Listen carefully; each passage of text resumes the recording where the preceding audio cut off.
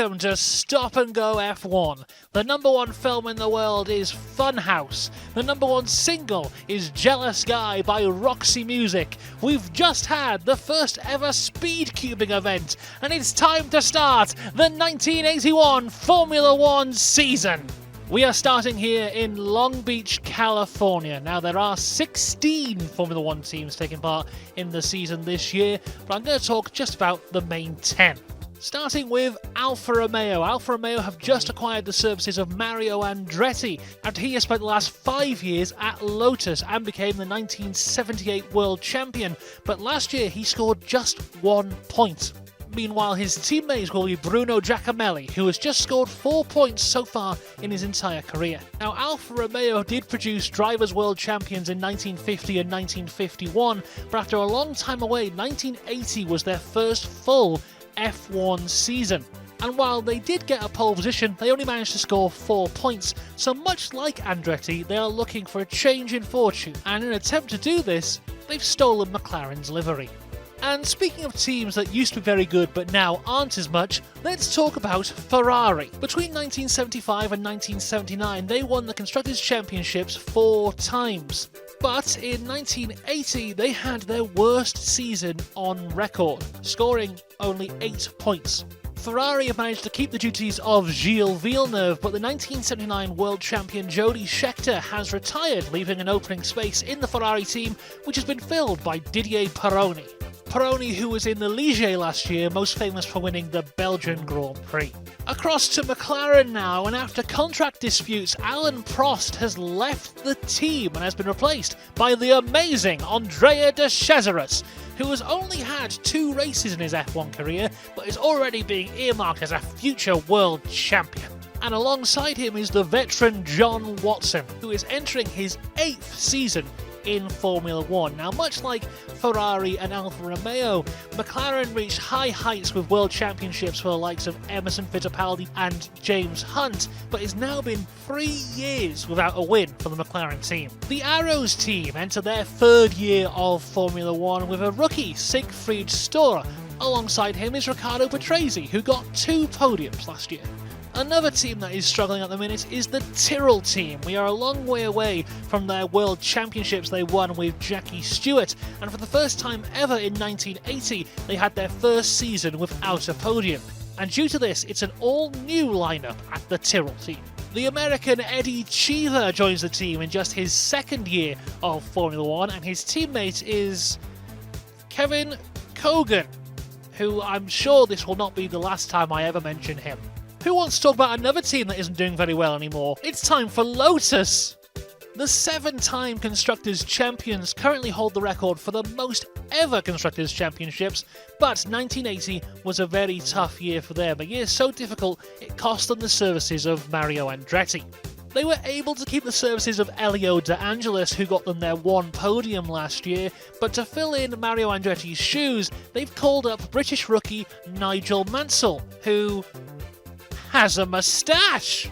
Renault entered their 4th F1 season with their all-French lineup. Jean-Pierre Jabouille had been with Renault since their very first race, but he has left to join the Ligier team and has been replaced by Alain Prost. The other Renault will be filled by fellow Frenchman René Arnoux. Across to Brabham now, the team founded by the 1959 Formula One world champion Jack Brabham.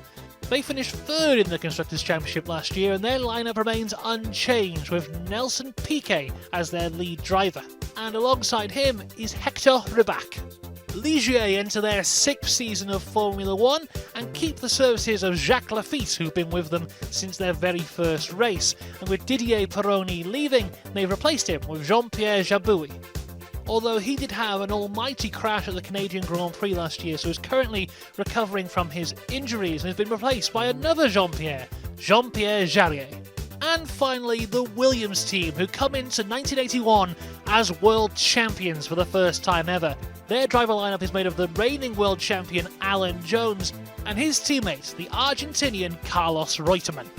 So, what's been going on in the off-season? Well, an awful lot, so I'll say it quickly. An argument has broken out between the FIA and Formula 1, where the FIA want to remove aero skirts and pay the teams less money. The F1 team said, not a chance, we're going to leave and start up our own F1 with blackjack and hookers. Eventually, an agreement has been reached between the FIA and F1, where the skirts will be removed, but the rules will stay the same for the next 4 years, and everyone gets more money, which is great. Unfortunately, these agreements were not reached before the first race of the year in South Africa, so that race happened, but it was pointless, and won by Carlos Reutemann.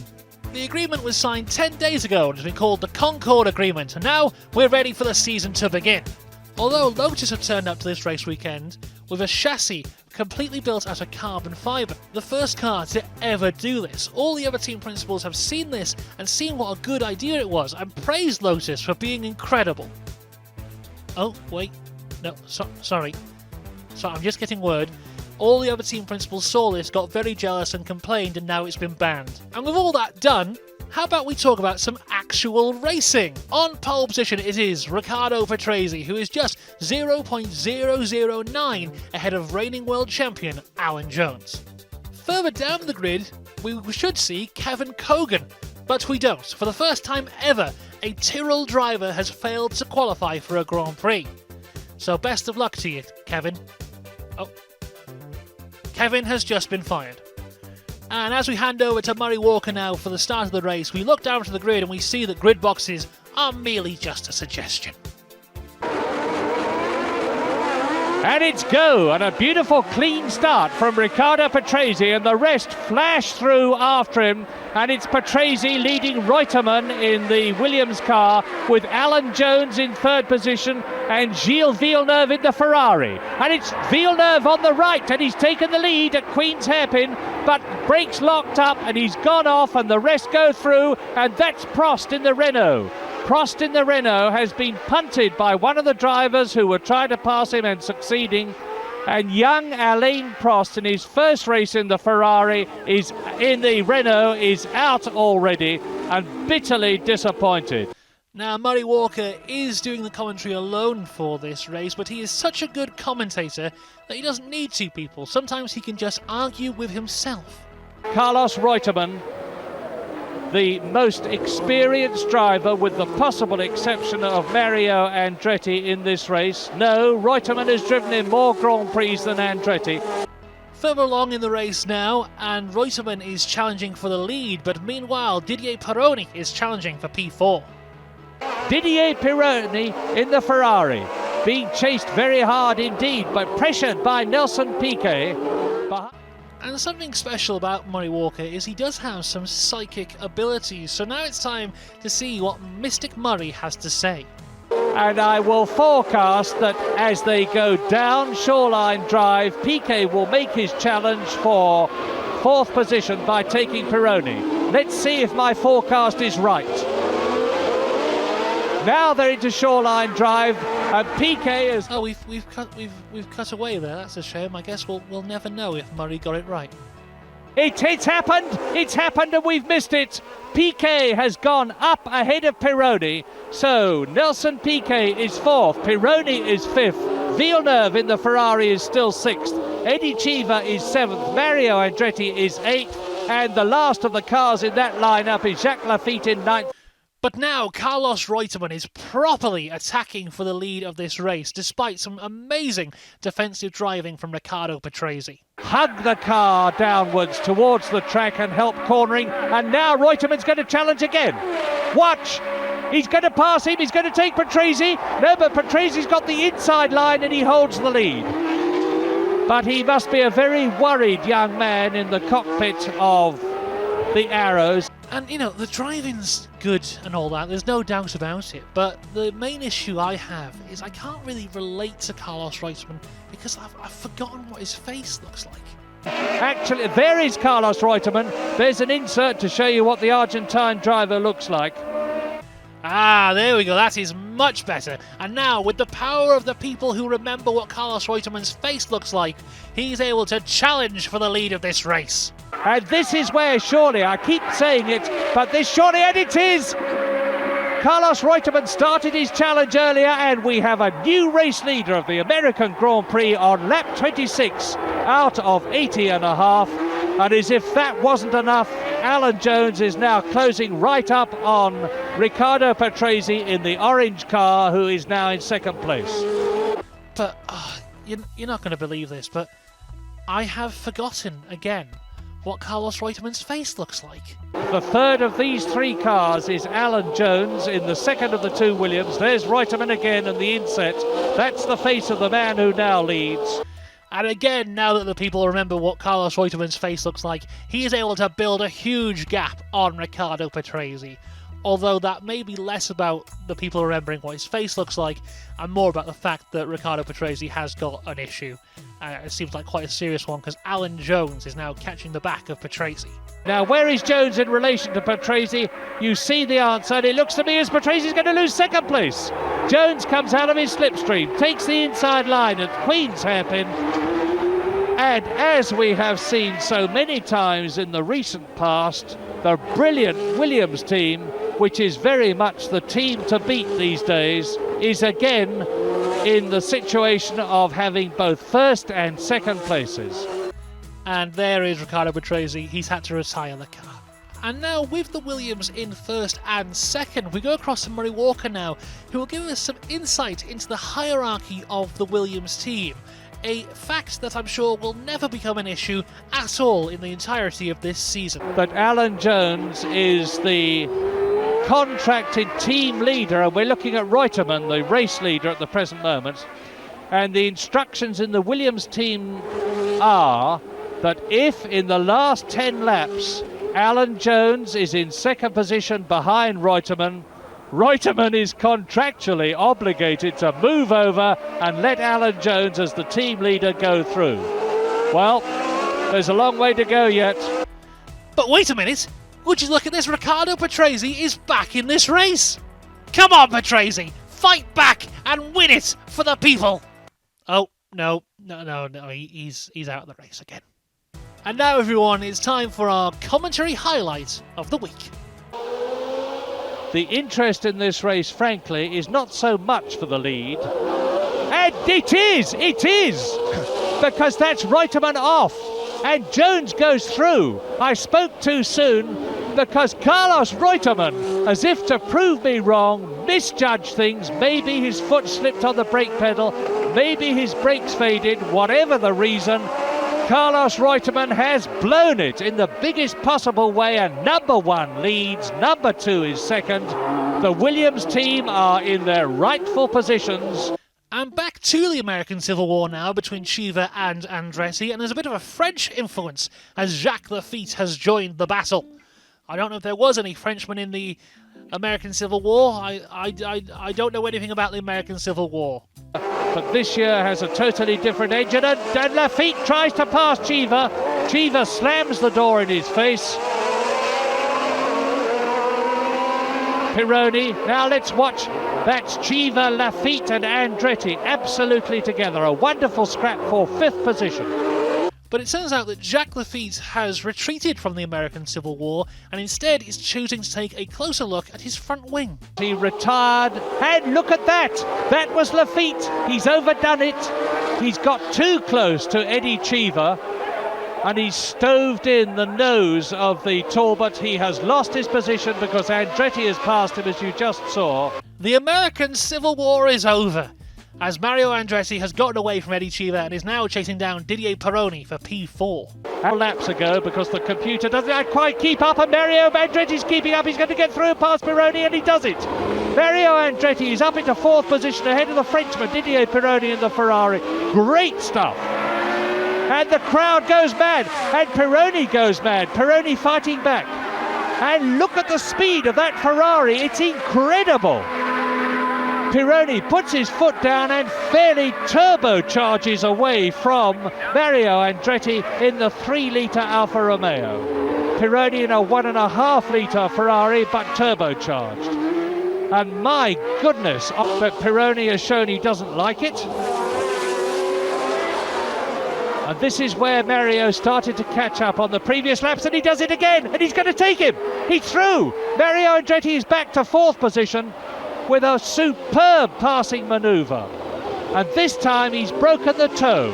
He's enough ahead of Didier Pironi for Pironi to be out of his slipstream, and the crowd sees the American again in the lead position in front of Pironi, but in fourth position in the race overall. And again Pironi challenges. Is he going to retake Andretti as he did last time? Yes, indeed he has.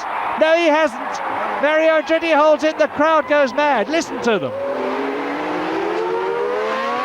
Oh, what great stuff in this American Grand Prix at Long Beach of 1981. But I know the question you're all thinking. Where's the flag man? There is the flag man. Oh, thank God.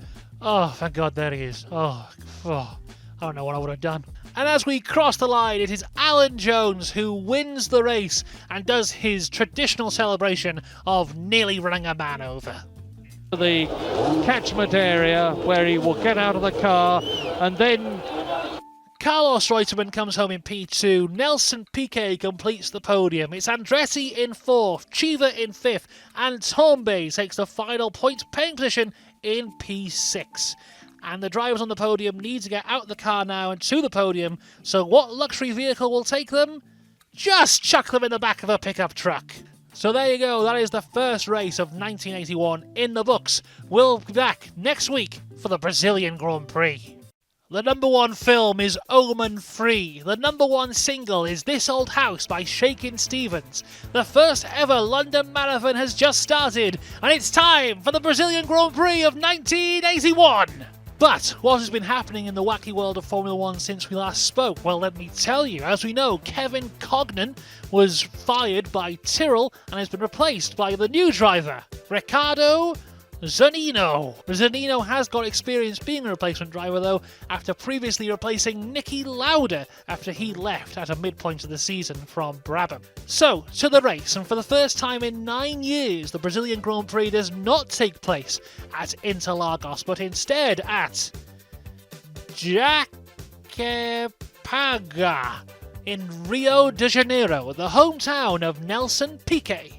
And in qualifying, Zanino did qualify in his Tyrrell, but the bigger story comes from the Ligier. Jean-Pierre Jabouille took part in the first part of qualifying, but still is suffering a lot of pain from his injuries at the Canadian Grand Prix crash, so handed his car back over to Jean-Pierre Jarier, who completed qualifying and now will compete in today's race. It is hometown boy Piquet on pole position, looking to win his home race after retiring from the previous two, and behind him are the Williams of Reutemann and Jones. And on race day here in Brazil, the rain has started to fall, so the team have to make the choice of which tyres to run these cars on. As we look towards poleman Nelson Piquet, Brabham have made the choice. In the wet, do they run with A, wet tyres, B, wet tyres, C, wet tyres, or D, dries? They have decided that the dry tyres are the best option.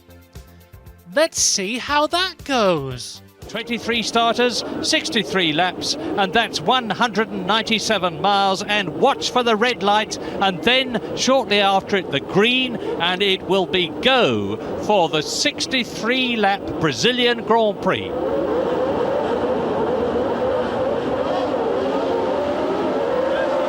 And it's a superb start for Carlos Reutemann and for Riccardo Patrese and Alan Jones, and they've all got ahead of the pole place man Nelson Piquet, who is in fourth position, number 5, as they go into the first corner, the swinging right-hander, and this is an anti-clockwise course, and it's Reutemann leading Patrese, and number 21 Chico Serra, the Brazilian, has already spun out of the race, and now they'll have to get his car off the circuit. Reutemann leading on lap 1.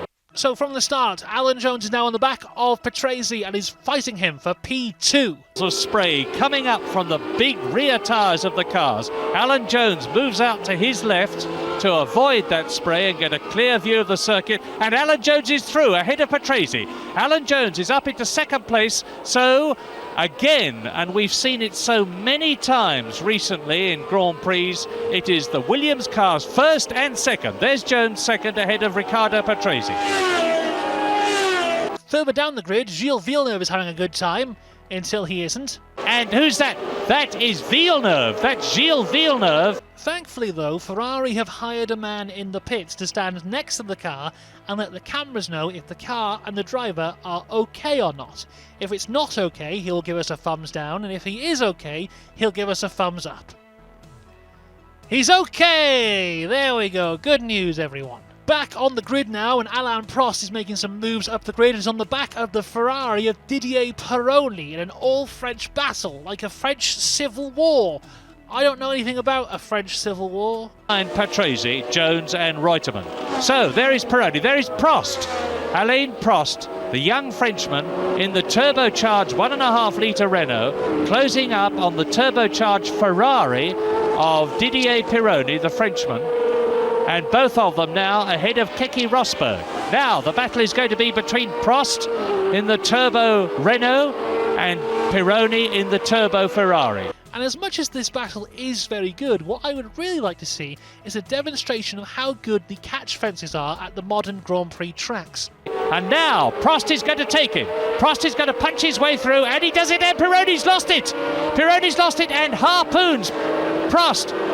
And there's a perfect indication of how effective the catch fencing is on today's Grand Prix circuits, because both drivers look to me, yes, they're both getting out of the cars, they're both perfectly all right. Further up the grid now, the McLaren of John Watson is under a lot of pressure for P5. As we look at John Watson and behind him Jarier, they are battling for 5th position.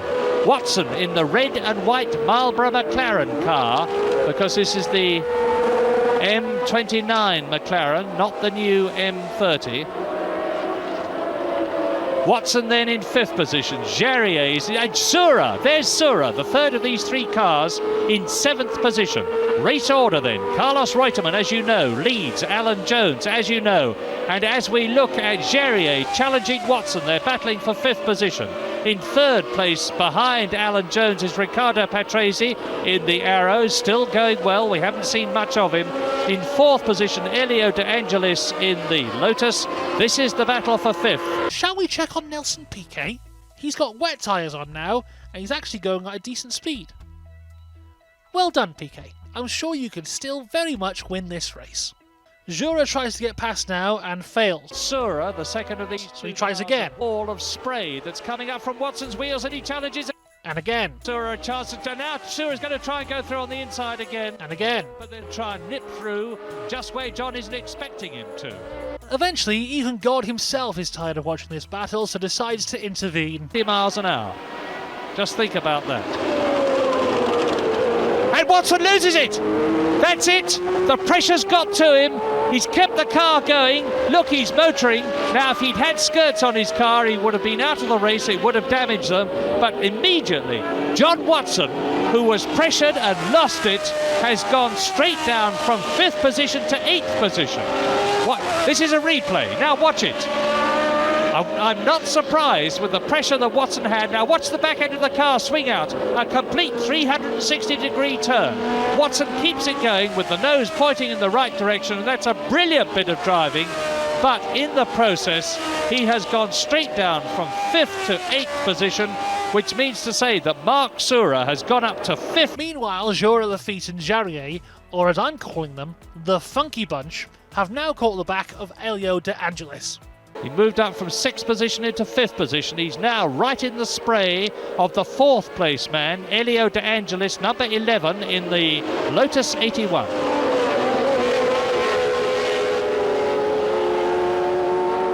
Shall we check in on Nelson Piquet?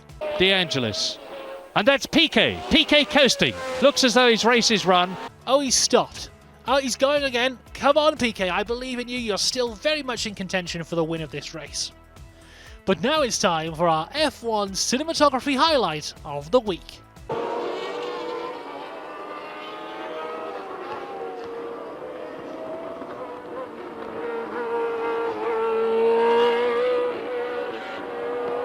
Shall we check in on Nelson Piquet? Plugs over the din. That's Piquet. Piquet spinning. Well, that indicates that Nelson Piquet, when he went into the pits, went on to dry tyres, that's to say slick tyres with no tread on them, and that explains why he's going so slowly. Oh, he's spun. Just go home, Nelson. It's not your day. Just go home. Anyway, back to the front of the grid now, where Nelson Piquet isn't, and it is Carlos Reutemann leading the race, but Alan Jones is just behind him. And as Murray Walker told us last time out, the hierarchy in the Williams team is that Alan Jones is number one driver. So with Jones just behind Reutemann, Reutemann will move over at any second now to let Jones go through and take the wheel of the race. Any second now. He's won. Carlos Reutemann has won the race. So, Carlos Reutemann has won the race, with Alan Jones coming home in second to give Williams their fourth 1-2 in a row, which equals a record set by Mercedes in 1955. I'm sure Alan Jones is very happy about this. No, he's so upset he's refused to go on the podium. Okie dokie then.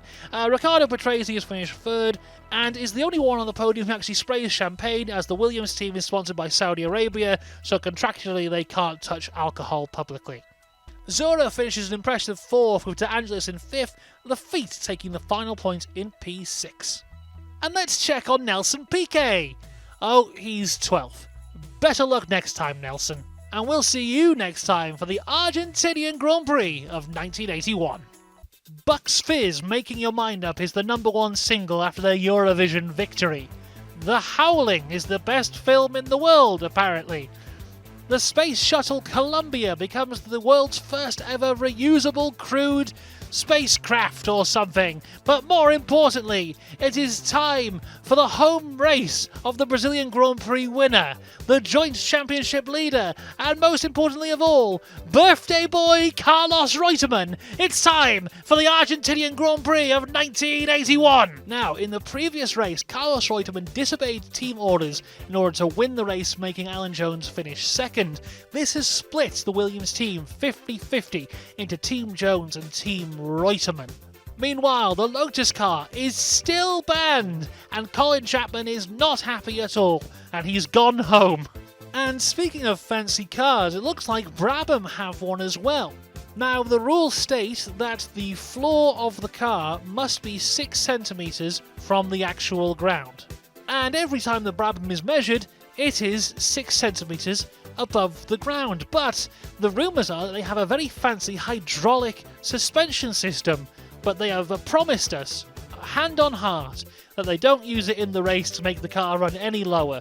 I'm sure we will not hear about this ever again. Elsewhere, Jean-Pierre Jambouille is back in the Ligier and promises everyone he feels fully fit and is ready to race this weekend. He's failed to qualify. On pole for this race, for the second race in a row, is Nelson Piquet, and behind him is the first ever front row for the young Frenchman Alain Prost. Behind them is championship leaders and teammates Alan Jones and Carlos Reutemann, looking for another 1-2 finish for the Williams team, and René Arnoux completes the top 5. Watch for the lights, the red, and then a few seconds later the green, and it'll be go.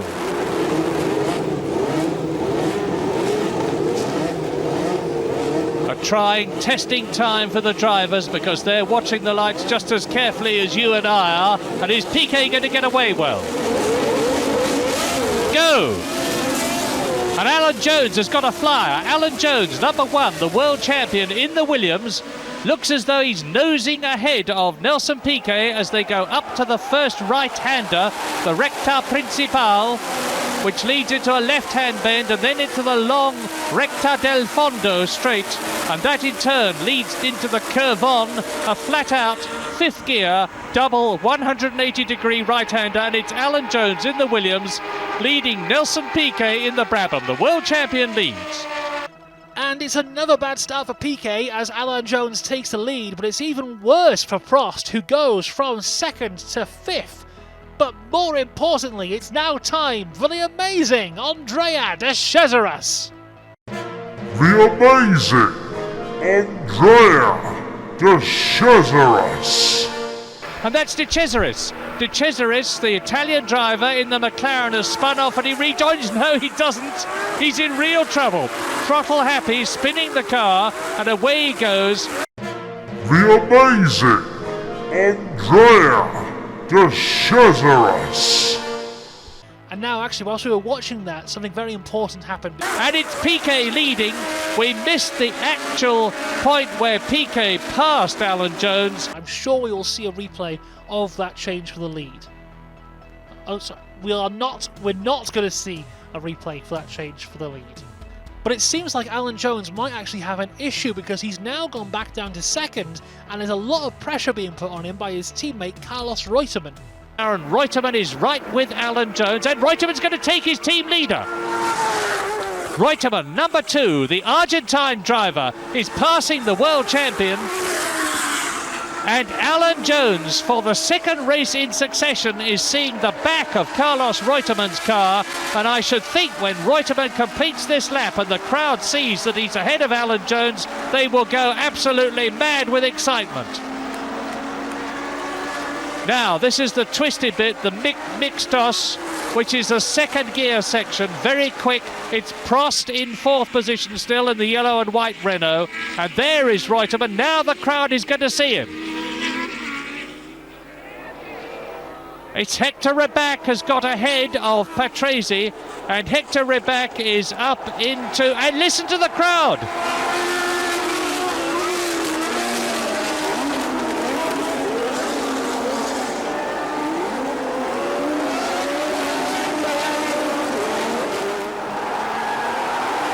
A great swelling roar of approval bursts from thousands of Argentinian throats as they see their national hero, Carlos Reutemann, going through ahead of Alan Jones. Reutemann taking P2 there and getting a huge reaction from his home crowd on his birthday.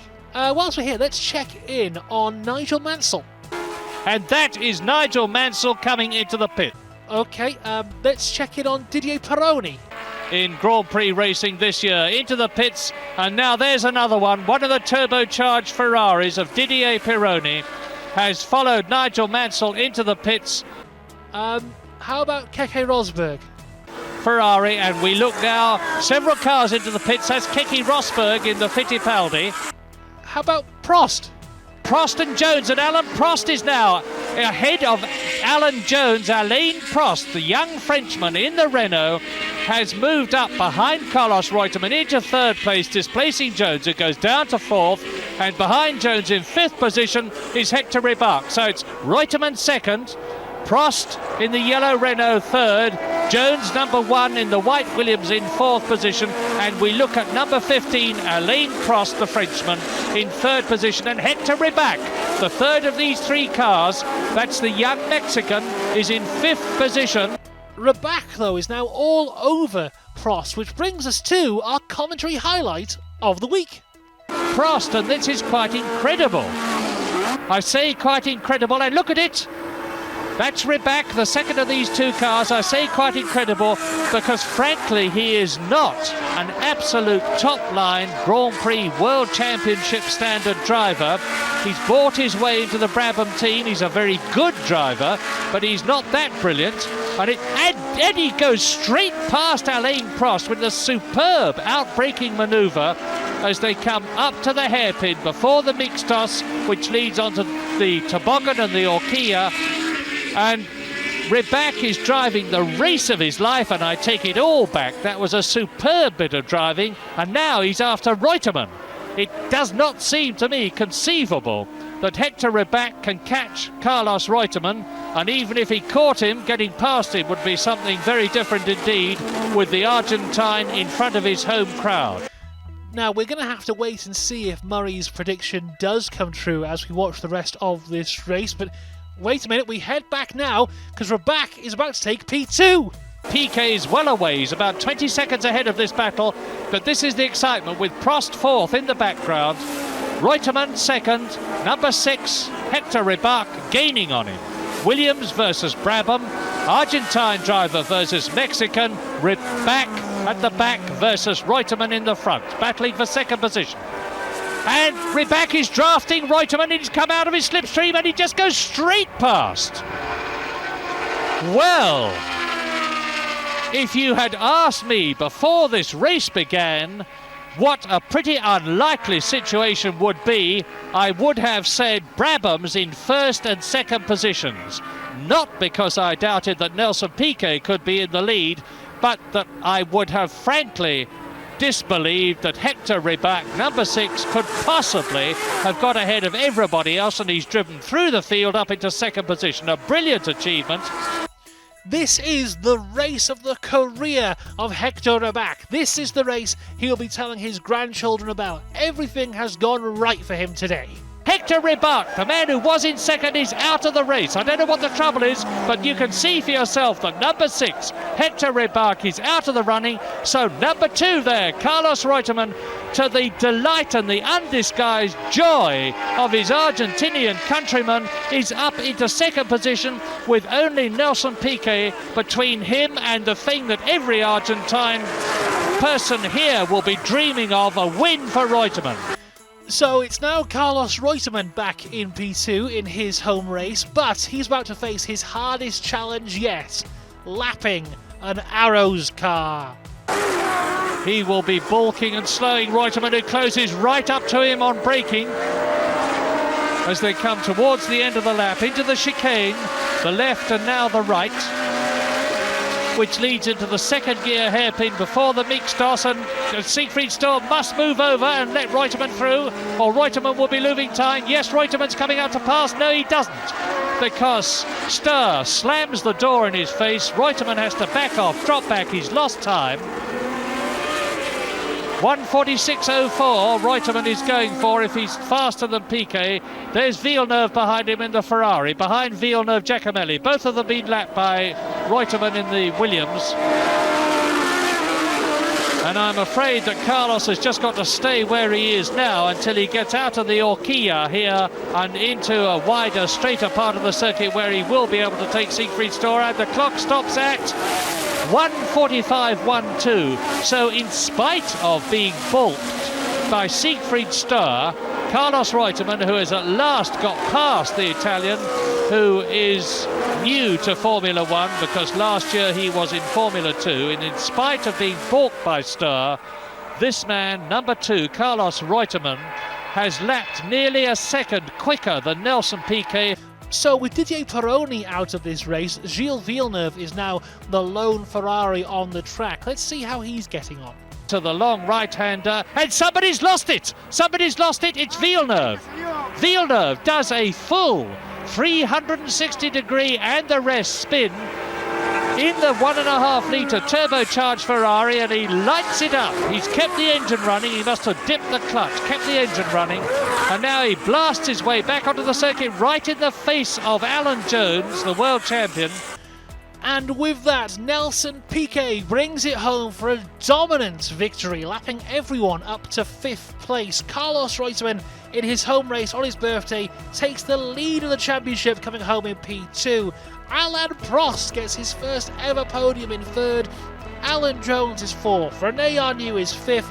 And Elio De Angelis comes home in 6th to take the final points position of the race. And we'll see you next time for the San Marino Grand Prix. Adam and the Ants, Stand and Deliver is the biggest song in the world. Friday the 13th Part 2 is the biggest film in the world. And American Airlines have just introduced the first ever frequent flyer program. But more importantly, it's time for the San Marino Grand Prix of 1981.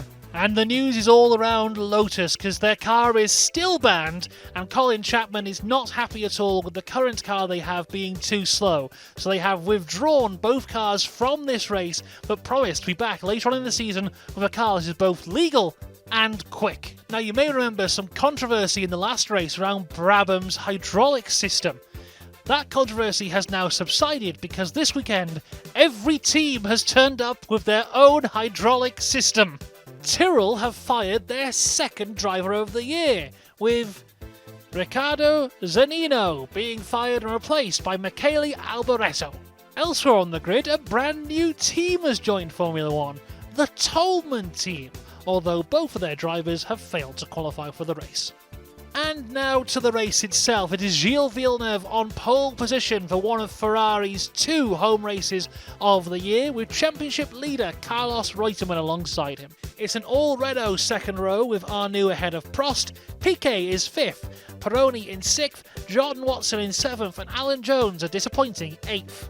And to the race, and again it is another wet race here, but this time Nelson Piquet actually has wet tyres on. Surely no one will be stupid enough to put dry tyres on a wet racetrack ever again. How is the grid going to get away as the lights go green? Let's watch. It's a lovely getaway for Carlos Reutemann, who's going to take the lead as they come up to the first left-hander at the Tamburello. But as he does so, it's one of the Ferraris that are punching through, and it's Gilles Villeneuve, and right behind him Didier Pironi.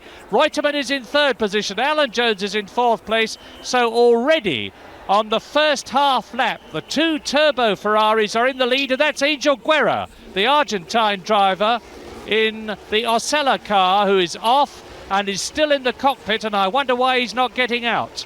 Now, world champion Alan Jones did have a disappointing qualifying, but hopefully he can turn that round in the race. Let's go check in on him now. Alan Jones into the pits, and the nose is coming off. It's quite clear why he came in. And something I forgot to say as well is Slim Borgard is in this race today, who is the drummer from ABBA, who has an ABBA-sponsored car. Who drums for ABBA, who have sponsored his car. You'll see the word ABBA on the side of it. Let's check in on Alan Jones again. Alan Jones is having... This is interesting. Alan Jones has not only had a new nose put on the car, but he's having dry tyres put on. Slick tyres that are suitable for dry conditions, and I wonder if that is a wise decision. Meanwhile, an ambulance has joined this race and is currently beating Alan Jones. And breaking news here, there is an umbrella on the top of the grandstand. No one is sure how it got there or how it's going to get down. More news on this story as we get it. Let's check in on Alan Jones. Oh, he's been lapped by Villeneuve and Pironi. There we go. Underneath the wing of the Theodore car, which Tombe is driving, and resumes his team station in a moment, because now he goes straight past the world champion, and that shows how ill-advised Alan Jones was to fit that. He nearly lost the car there, and Tombe passes Jones, and that shows how, as I was saying, ill-advised Alan Jones was to go onto dry tyres, because he's losing seconds a lap now. A very bad decision, and a surprisingly bad one for Alan Jones, of all people, to make. And now it's time to take our bi-weekly visit to Mystic Murray. It would seem that the race must be in the bag now for Villeneuve and Pironi, provided they can just keep going. That's the only question in my mind. Will the Ferraris be reliable? So there you go, you heard it from Murray himself. This race is in the bag for Ferrari. Of course, Ferrari not known at all for making really stupid strategy errors that cost them races. That's Villeneuve into the pits. Gilles Villeneuve has gone into the pits. He must have heard me speaking and decided he'd prove me wrong. Pironi goes through into the lead. Petresi goes up into 2nd place. Piquet is coming up at fast, and there is pandemonium, Italian pandemonium in the pits. Far too many people there. They should never all be allowed there. Imagine what it must be like. Try to work on that car as a mechanic. And there is Villeneuve, and he's come in. Well, this is quite incredible, because Villeneuve, that's Keke Rosberg. It's all about tyres, this race. Keke Rosberg, incidentally, is on Avon tyres, who have entered the tyre war against Michelin in particular, and against Pirelli, who would have been on the Tolman cars if they'd qualified. But the amazing thing is that Villeneuve, like Alan Jones, has opted to fit dry tyres.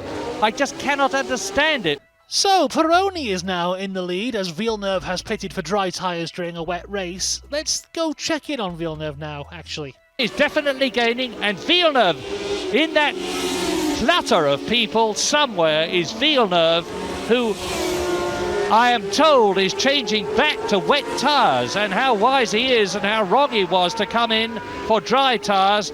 And on the thought of that, actually, we haven't checked in on Alan Jones for a while. Let's see where Alan Jones is. Cesaris, Chiva and Andretti has dropped back. Alan Jones has given it best. Alan Jones has given it best. Like Villeneuve. Look at the tyres, see the grooves. Mark Sura the same. Both Jones and Sura, who were on wet tyres, dry tyres, have decided to come in and give themselves a chance to get grip by going on to wet tyre. Back to the front of the race, and Piquet is now putting a lot of pressure on Patrese for P2. And that is the battle for second place between the Italian in the orange arrows car, Riccardo Patrese, and the Brazilian Nelson Piquet, the man who won the Argentine Grand Prix in the Brabham. Great stuff. Shall we check in on Alan Jones again? Alan Jones is going to be lapped again. And Piquet has now passed Patrese and is chasing down Didier Pironi for the lead of this race. Piquet second it has there, and there is the answer. Piquet has got ahead of Patrese. Somehow or other the producers missed it. That must have been a dramatic moment, because Nelson Piquet has only got one thing between him and victory, two things between him and victory. The first thing is Didier Pironi, and the second thing would be reliability of the Brabham if he could catch and get past Pironi, which is by no means a foregone conclusion. But it's now time for the F1 Marshal of the Week. That's Eliseo Salazar. Eliseo Salazar, the Chilean driver in the March, has stalled his car at the Variante Bassa, and a very confused and unhappy looking marshal who doesn't know whether to wave his flag, push the car or get out of the way.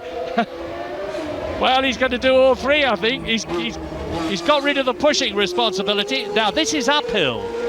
It's illegal to push start the car even if they can get it going, and they have. And now we have an incredibly tight battle between Chiva, Giacomelli and the amazing Andrea De Cesaris. So there's De Cesaris, 7th. Giacomelli, 8th. Eddie Chiva in 9th position. John Watson behind Chiva in 10th place. There's Chiva, 9th. Watson, 10th. And still the battle rages ahead. Although Chiva and Giacomelli decide to make it a little less close. He's certainly getting, and somebody off. It's an Alfa Romeo off. It looks, yeah, it's Bruno Giacomelli. You remember, Giacomelli was and Chiva's off. Chiva and Giacomelli have taken each other off. Now, whose fault it was, if anybody's, I don't know. Eddie Chiva looks as though he's trying to regain the circuit as the other competitors pass him, but he was just parking. He's getting out of the car. At the front of this race, though, we have a three-way battle for the lead. It is Pironi versus Piquet versus Tournby. Tournby is being lapped, but he won't get out the bloody way. Tournby has finally decided that he should maybe get out of the way of the battle for the lead, but not too far behind. Riccardo Patrese is catching up. Now, the race has been ruined for Gilles Villeneuve due to bad strategy, but he's currently setting fastest lap after fastest lap and has fought his way back to 7th place after 2 pit stops. But we have an incredible battle for the lead here between Piquet and Pironi, with a fantastic attacking driving from Piquet and a fantastic defensive driving from Pironi. Challenging all the time, just showing Pironi the nose of the Brabham, then moving across to the other side, then staying behind, as much to say, I'm still here, Didier, don't forget me, and he's coming up to try and take him at the Acqua Minerale.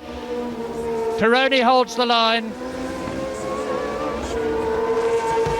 I was a bit ahead of myself. They're on the way to the Acqua Minerale now, and Piquet really challenges right up alongside. And Pironi needed all his cool there to stay where he was entitled to be and force Piquet to brake. And if Pironi has got any worry factors inside him, they must certainly be working now, because Piquet's giving him a very hard time. And in fact, Piquet is having the hardest time of all on the circuit, because on the one hand, he's got Pironi in front of him. On the other hand, in the spare moments when he's got to look in his mirrors, he will see Patrese there getting closer and closer, and he's making his challenge. Piquet is challenging, and he's through. We have a new race leader. This is the third different leader we've had on lap 48. This is. but it looks like Peroni's tyres are completely gone as Piquet is able to get past him.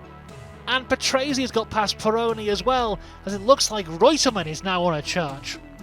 Pironi, Patrese, Reutemann, and Reutemann challenging. Reutemann challenging Didier Pironi. And that is interesting because it means that Patrese is through, yes. So now Patrese is through and behind Piquet. There is Pironi, and now with Piquet leading Patrese, with Pironi in third position and Reutemann in fourth, Carlos Reutemann is demonstrating that there really must be something wrong with the Renault, and as I said, with the Ferrari, and I suspect it's tyres. Didier Pironi, who led the race for so long in the Ferrari, dropped back to second place, and now he's going to drop back to fourth because Reutemann goes through. Carlos Reutemann goes through into third position, and that could make a big difference to him because it means that he gets 4 championship points if he finishes in third position. And Gilles Villeneuve is back in the points, up to P6 despite everything. Looks like Villeneuve will get some points from this race. I'm sure nothing else can possibly go wrong for the Canadian. That's Villeneuve. Villeneuve has slowed right. Look how slow the Ferrari's going. He's slowed right down. Oh, I was wrong. Something's gone wrong. He speeds up again, but not nearly enough. Villeneuve is in trouble. He must have lost his 6th position to Andrea de Cesaris, and that's a very bitter pill after such a superb drive. And as we cross the line, Piquet wins the fantastic San Marino Grand Prix, becoming the first repeat winner of 1981 with back-to-back victories. Patrese is second, Reutemann completes the podium and is still leading the championship. Hector Rabac is fourth, Didier Pironi fell down to fifth after a fantastic defence destroyed his tyres. And in sixth, it is the amazing Andrea de Cesaris, who gets a fantastic 1 point. Villeneuve just finishing outside the points in 7th. And how about Alan Jones? Well, he's 12th and 2 laps down. Join us next time for the Belgian Grand Prix. The number 1 single is still Adam and the Ants Stand and Deliver. The biggest film in the world is Happy Birthday to Me. What film is... Where are they finding these films? There's been an assassination attempt on the Pope! But he's fine. And it's time for the Belgian Grand Prix of 1981! So, what has happened to lead up to this race? Well, mostly chaos. During a practice session, Carlos Reutemann ran over a mechanic and fractured his skull. This led to mass outrage from the mechanics, who have said that the pit lanes are far too full of fans who don't need to be there. Despite protests, the weekend continued as normal, with qualifying taking place. Carlos Reutemann would claim pole position with Nelson Piquet alongside him, Pironi in third, with Patrese in fourth. John Watson is fifth, and it'll be another disappointing qualifying for Alan Jones, who is 6th, 1.5 seconds off his teammate. But it could have been worse, he could have been in a Renault. Alain Prost qualified 12th, whilst René Arnoux failed to qualify. Meanwhile, Lotus have returned after their 1 race away, and Nigel Mansell qualified 10th with Elio De Angelis in 14th. The start of the race has been delayed though, as some of the drivers have now joined the mechanics in the protests against the overcrowding of the pit lane. Then somehow on the formation lap, the grid gets messed up and Piquet is missing, which wouldn't make too much of an issue, but he is starting second. And for the start of this race, we now hand over to Murray Walker. Threading his way through the grid in the second of the 2 arrows. You could see Reutemann clapping his hands. That means to say he's got his engine running. He's worried about overheating. And look, Nelson Piquet, there's Alan Chalice. That's the chief mechanic of the Williams team, speaking to Reutemann, who is obviously disturbed because Piquet is not in position. You can see the Brabham mechanic on the left standing in Piquet's position, wondering where his driver is. In the background, there's one of the Renaults, in fact the only Renault, Alain Prost, because René Arnoux didn't qualify. And Frank Williams leans over Reutemann's car. Reutemann shows him the time, indicates when the race is going to start. Reutemann is obviously getting very, very agitated about the fact that his Williams car engine the Ford V8 is overheating. And this is a very real problem for drivers, and I cannot understand why the grid is taking so long to form up. They should have come through virtually. There is Siegfried Sturr shuffling his car about, and still with Pironi behind Reutemann, still Patrese is not there. That's Jacques Lafitte in the blue Talbot. Patrese, there is Patrese. I'm sorry, I meant Piquet isn't there, but here is Piquet. Slip of the tongue, I apologise. And now Patrese too is agitated. Look at Patrese, and the Brabham mechanics are going to push Piquet's car back, and I think that Patrese has stalled his engine. This is more than mere agitation about overheating. Patrese has stalled his engine, yes, and there's the mechanic. He's getting over the air bottle. He's going to try and restart Patrese's car. There's the air bottle going down. Patrese waving his arms to indicate to the drivers behind him, in case the race starts, that his car engine is stalled. It started. The mechanic's gone down behind his car, and Siegfried Sturr has smashed into the back of Patrese's car, and he's hit the mechanic. You can see the mechanic lying on the ground. This is absolutely appalling. A disastrous start. And the poor unfortunate Siegfried Sturr is beside himself with agitation, as well he might be. That mechanic looks to me as though he's badly hurt. This is a rerun. Look at Sturr's car coming through, and he smashes straight into the back of his teammate Patrese's car. We're still on a rerun with Piquet leading away, followed by Reutemann.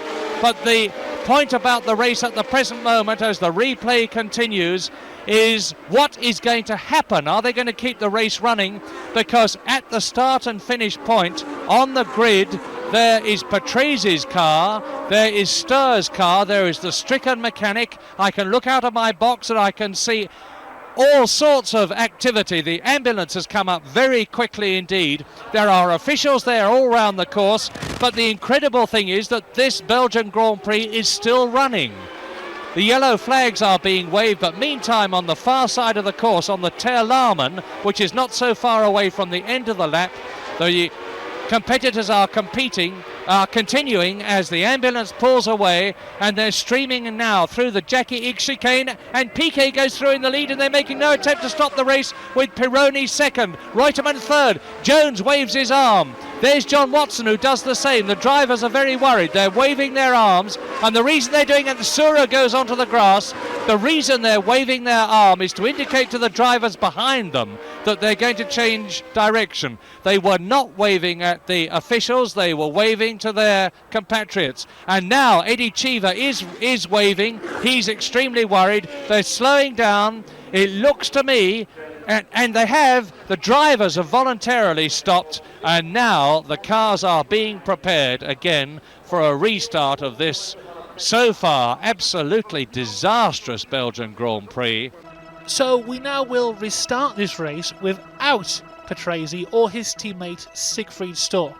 And just before this restart now, we get our commentary highlight of the week.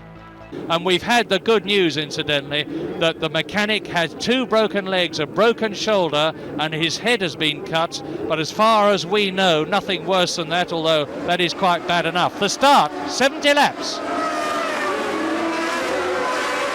Reutemann leads away. Pironi's going to challenge on the left. Pironi's going through to lead. Piquet is third. Watson is fourth. Jones is fifth. Villeneuve is sixth as they go into the left-hander at Sterrewacht on lap 1.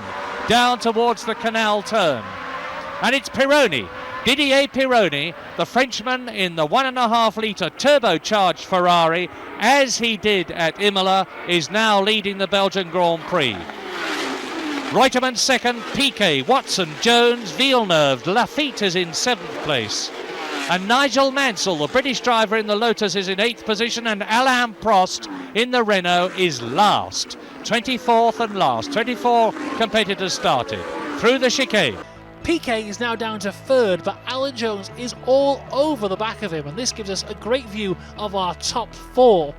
And Jones is going faster. Alan Jones is the quickest man on the circuit, 1 minute 24.59, and that's just under 5 seconds slower than the lap record.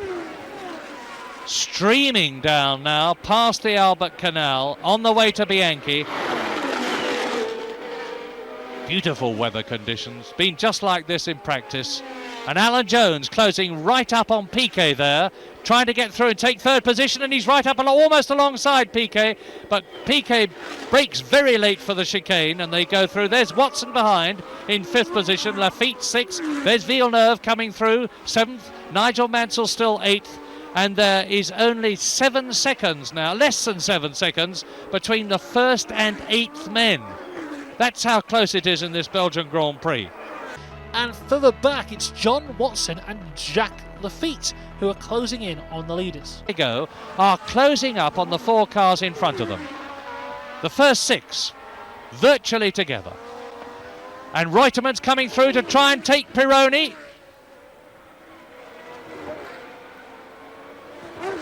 And Piquet's going through. Change of position, first change of position we've had in the top 6 places, and Nelson Piquet goes through and passes Carlos Reutemann and moves up into 2nd position, and Alan Jones is doing the same thing. Alan Jones is through into 3rd position, Reutemann down to 4th. That's exactly what I said could happen as Jean-Pierre Jabouille comes into the pits. And now looking at Reutemann, it looks like he might have an issue as he has now dropped to 4th place. And now we get a repeat of the San Marino Grand Prix. Pironi in the lead again with Piquet closing him down, although this time Alan Jones has not been lapped twice. And Nelson Piquet harried Pironi every inch of the way, as he's doing now at San Marino, kept showing him his front wheels, and they'll be big in the mirrors of Didier Pironi. And so Alan Jones is big in the mirrors too of Nelson Piquet, because they're absolutely together, and Alan Jones coming right up alongside Piquet as they go into the chicane. And Piquet, Pironi, there he goes, and John Watson's doing it. John Watson across the dirt at the chicane. Piquet will be looking to take the lead here now from Pironi, which he should be able to do as long as he does not make any mistakes. That's Piquet. That's Nelson Piquet. He's gone off. I can't see where it is. This is absolutely sensational on lap 11 out of 70. Nelson Piquet, the brilliant Brazilian driver who won the Argentine Grand Prix and the San Marino Grand Prix. He has won the last 2 Grand Prix, was in 2nd position, still is for that matter, in the World Championship, but is very clearly out of the Belgian Grand Prix and has thereby blown at least 6 points, which he would have got for 2nd place, which he was in, and if he'd held that position he would have had 6 World Championship points out of the race. Oh, what disappointment he must be feeling. But now it looks like it's Pironi who has issues, as this race now becomes a 1-2 for the Williams team. Well, he moves over at the left-hander at Sterrewacht and lets them go through, and Jones is through. Alan Jones takes the lead, and Reutemann, something's wrong with Pironi. What a race this is turning out to be. This is the 3rd leader that we've had. No, Pironi down, 3rd position. Well, first of all, Pironi led, and Jacques Lafitte is shaking his fist as they drive towards the chicane, shaking his fist at Didier Pironi. So the race started, Pironi led all the way, and now Alan Jones has moved through into the lead to become the 2nd leader in this Belgian Grand Prix of 1981. But that's enough at the front of the race. It's now time for the amazing Andrea de Cesaris. The amazing Andrea de Cesaris. Pironi is still in 4th place. De Cesaris is still in the pits. The amazing Andrea de Cesaris. Alan Jones now leading this race, trying to put the disappointment of San Marino behind him and show the entire world why he is the world champion. They were quicker, 1:23.4. Jones is going quicker all the time. Jones is off! Jones is off into the barrier. While I was talking about that, while I was saying Jones was going faster than ever, off he goes. It looks as though the course must be much slippier, and Jones hopping. He's putting his foot on the ground, so I don't think he's broken his ankle, but my goodness, that was absolutely sensational. Jones's Williams car slid off the course. Like Piquet, I do not believe that Jones made a driver error. This is a replay. Let's have a look and see what happens. Jones going into the right-hander at Bianchi. He goes out towards the edge and right over, he goes over the curbing, straight into the Armco barrier. A great flash of sparks, a shower of tyres, very strategically placed to absorb the shock. And whoever placed them there deserves a medal. That was a beautiful bit of placing, because that's undoubtedly saved Jones from injury. And congratulations to the Belgian Grand Prix authorities. They've placed a crane at this point. They must have been expecting trouble, and already the sling is out. The hook is being connected up. The sling is through the roll bar of Jones's Williams, and that's an ideal place to connect it because there's plenty of strength there. The marshals throwing the front aerofoil and bits of shattered fiberglass behind the Armco barrier, and now Jones's Williams car is going to be craned off the circuit, out of the way of the other competitors. But with Piquet out, and Pironi out, and Jones out, I've lost track of the top three. Who's in the top three?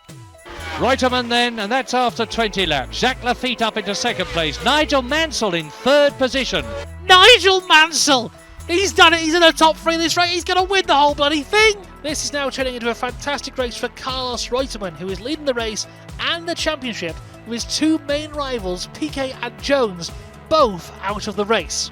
And now we go to a lovely little battle between Villeneuve and De Angelis, who have both got past John Watson after he had an issue. Now the battle between De Angelis and Villeneuve. Villeneuve in the Scarlet Ferrari, De Angelis in the Lotus, battling for fifth position with John Watson ahead of them. No, they're not. They're past. They're past. John Watson is behind them.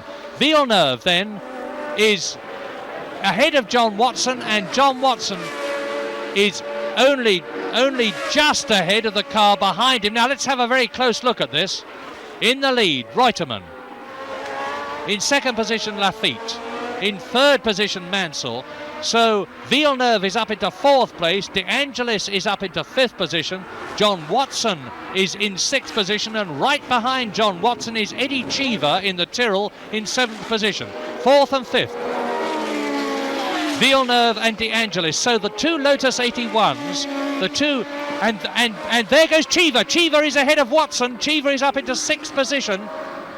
John Watson must have something wrong with the Marlboro MP4. The marshal waving the blue flag to John Watson, to Cheever, saying, move over because John Watson wants to pass you. Little does he know that Cheever has just passed Watson.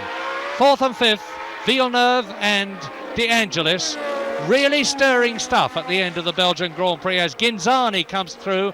De Angelis, very good driver. Eddie Cheever is pulling away from Watson and closing up on De Angelis. Now, something you might not know about this is there's a little fun game that Murray Walker likes to play with the Williams crew whilst the race is going on. Just before the last lap of the race, the Williams crew will wave a flag of the world to Murray Walker in the commentary box, and Murray Walker has got to tell them what flag it is. Now, I did send Murray an A to Z of flags of the world to try and help him here, but he has let me know he's only got to A, so hopefully they show a flag from a country that begins with A. He's going to come in, and that's the mechanic that's one of the Williams mechanics. I don't know what that strange flag is. It's certainly not the flag of Argentina. Oh dear, Murray, unfortunately that is the flag of Saudi Arabia. Better luck next time. So, Reutemann wins and keeps his championship lead now at 12 points. Jacques Lafitte comes home in P2. Nigel Mansell gets his first ever podium. Gilles Villeneuve is in 4th. Elio De Angelis is 5th. And John Watson is 6th. And we will see you next time for the Monaco Grand Prix. Adamant is still number 1. The Four Seasons is another film I've never heard of, but apparently is the biggest film in the world. And the Yorkshire Ripper, Peter Sutcliffe, has been sentenced to life in prison. But more importantly, it's time for the Monaco Grand Prix of 1981. The big story on the grid here is that Hector Rabac has failed to qualify for the Monaco Grand Prix, whilst his teammate Nelson Piquet is on pole, 3.5 seconds quicker than Rabac. Another driver disappointed in qualifying will be Didier Pironi. After leading moments of the last two races, he starts this race down in 17th place. So here is the front of the grid. It is Piquet from Villeneuve, then Nigel Mansell in the new Lotus 87 in its first outing. Then it's Reutemann in 4th, Patrese in 5th, and another disappointing qualifying for Jones in 7th place. Although the start of this race has been delayed due to a fire in one of the hotels. A fire broke out in the kitchen of the Lowe's Hotel, and when the fire was put out, the water used seeped through the floor and into the Monaco tunnel. So, on this very, very hot day in Monaco, the entire track is dry, apart from the track in the tunnel, which is wet. And onto the circuit, and there is a consultation between the officials, and I saw Bernie Ecclestone, the head man of the Formula One Constructors Association. That's Jody Scheckter in the yellow shirt, the head man of the Grand Prix Drivers Association. And they are obviously deciding whether to start the race. And meanwhile, the drivers, and there's John Watson, one of the Marlborough drivers, are resting, waiting phlegmatically for the race to begin. Very phlegmatically, because that is Siegfried Starr, the Arrows driver, who always meditates. He's a yoga man, and he is able totally to switch off before a race begins and thoroughly rest himself. And he's got, regrettably, an extra opportunity. Hello, Dave. Dave Luckett is the man, the Arrows mechanic whose legs were broken, whose leg, singular, was broken in Belgium in that dramatic crash which you may have seen. And that's a message from the Arrows mechanics. And meantime, now the drivers are coming out. There has been a delay while the drivers were consulted. And it has been decided, I understand, to start the race, warning the drivers and giving them time to go round on a warm-up lap, or maybe 2 warm-up laps, and see where that wet patch is. Meantime, the officials are hopeful that they'll clear the track. There is Mario Andretti, who has just won at Indianapolis, and Patrick Tambay, the French driver. And this is the position of the World Championship as Monaco begins. The race does start though eventually, and it's a great start for Nelson Piquet, who maintains the lead. And get ready for Saint-Devote. There was big trouble there last year. They're away clearly. Good start. Piquet leads from Villeneuve with Mansell 3rd and Reutemann 4th, Patrese 5th, Jones in 7th position, De Angelis in 6th place, and they're all safely round Saint-Devote. And thank heavens for that. But more importantly, it's time for the amazing Andrea de Cesaris. The amazing Andrea de Cesaris. All is well. All is not well. Saint-Devote. That's two of the red and white cars. That's an Alfa Romeo in the background, and it's a Marlborough car. And it looks to me like de Cesaris, the car in front. That's the Marlborough car. This is a replay. Let's look and see what happened. Watch the Armco to the right. Let's see. Let's try and identify the cars. The back one is Alfa Romeo, the front one is a Marlborough. So the front one is definitely de Cesaris. The amazing Andrea de Cesaris. Back out in the front now, and Piquet has built a good gap over Villeneuve in 2nd. Marc Jura is being lapped now, but is struggling to get out of the actual way. Right up on the Brazilian in the Brabham, number 5. And if Jura is going to move anywhere, it could be up the hill from Saint-Devote. Let's see. They're coming up to the right-hander at Saint-Devote now. Piquet's coming right up alongside him, and Jura moves over. Beautiful.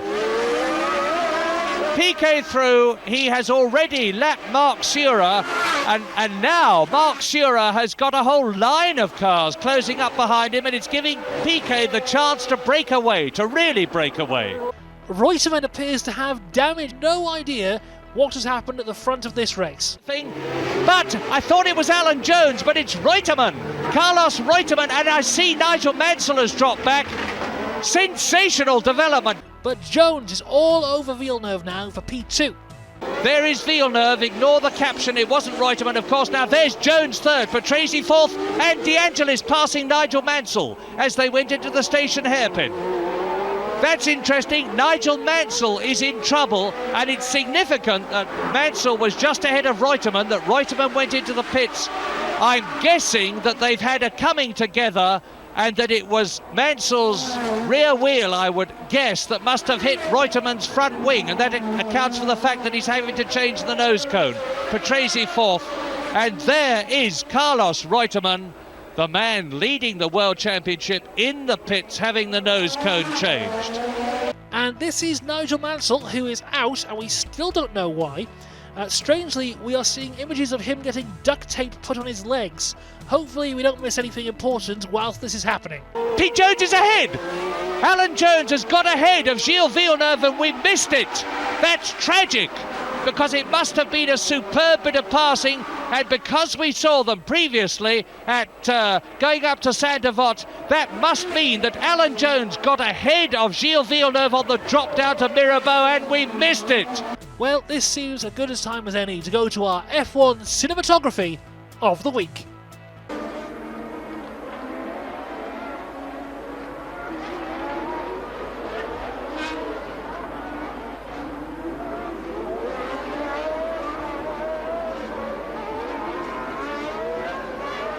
But what's this? It's Riccardo Patrese, who's out from P4. I honestly do hope that this race doesn't have too many DNFs, because I don't know if my heart could take it. Let's check on René Arnoux. Arnoux out. Now there's another one. The mice are really getting at him. René Arnoux out of the race, the sixth place man. Okay, how about Elio De Angelis? And that's De Angelis. They're falling out like flies. Elio De Angelis. Didier Pironi? For the leaders, and here comes Pironi challenging Chiva, and Chiva's off. Complete spin. Pironi has...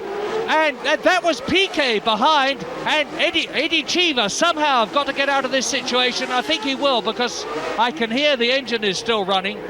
He was in 8th position, but of course he is no longer. Getting a lot of help from the marshals. Not really allowed. Engaging gear. And through in the background. And Eddie Chiva waving his arm, his hands furiously, saying, push me back, push me back. I can't get reverse, and now he's away. Carlos Reutemann.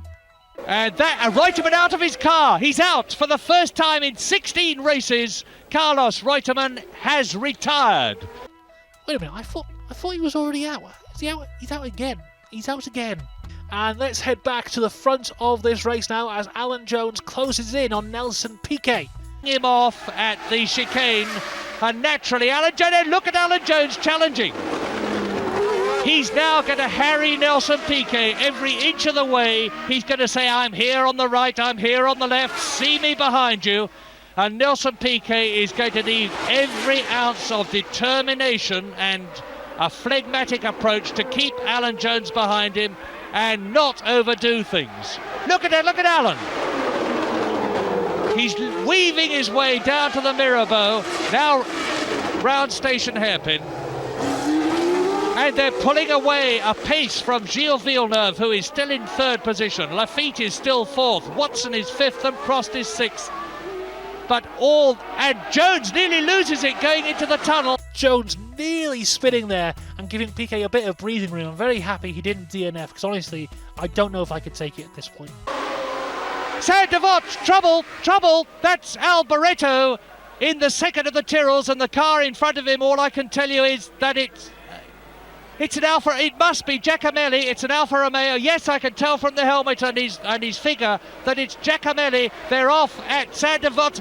Oh my god. It's okay. As long as nothing else surprising happens in this race, I think I'll be fine. Jones. And who's that? That is Piquet! It's Nelson Piquet, the race leader. He's lost it. I can't just see where. Yes, I can recognise from the yacht in the foreground. That is at the Tabac. Nelson Piquet, the race leader. The man who's second in the World Championship, or was, because he won't be at the end of this race. If Jones goes on the way he is, Piquet out of the race. Absolute sensation. This is madness. Let's go to Mystic Murray. Let's try and find some solace in the predictions of the Mystic Murray man.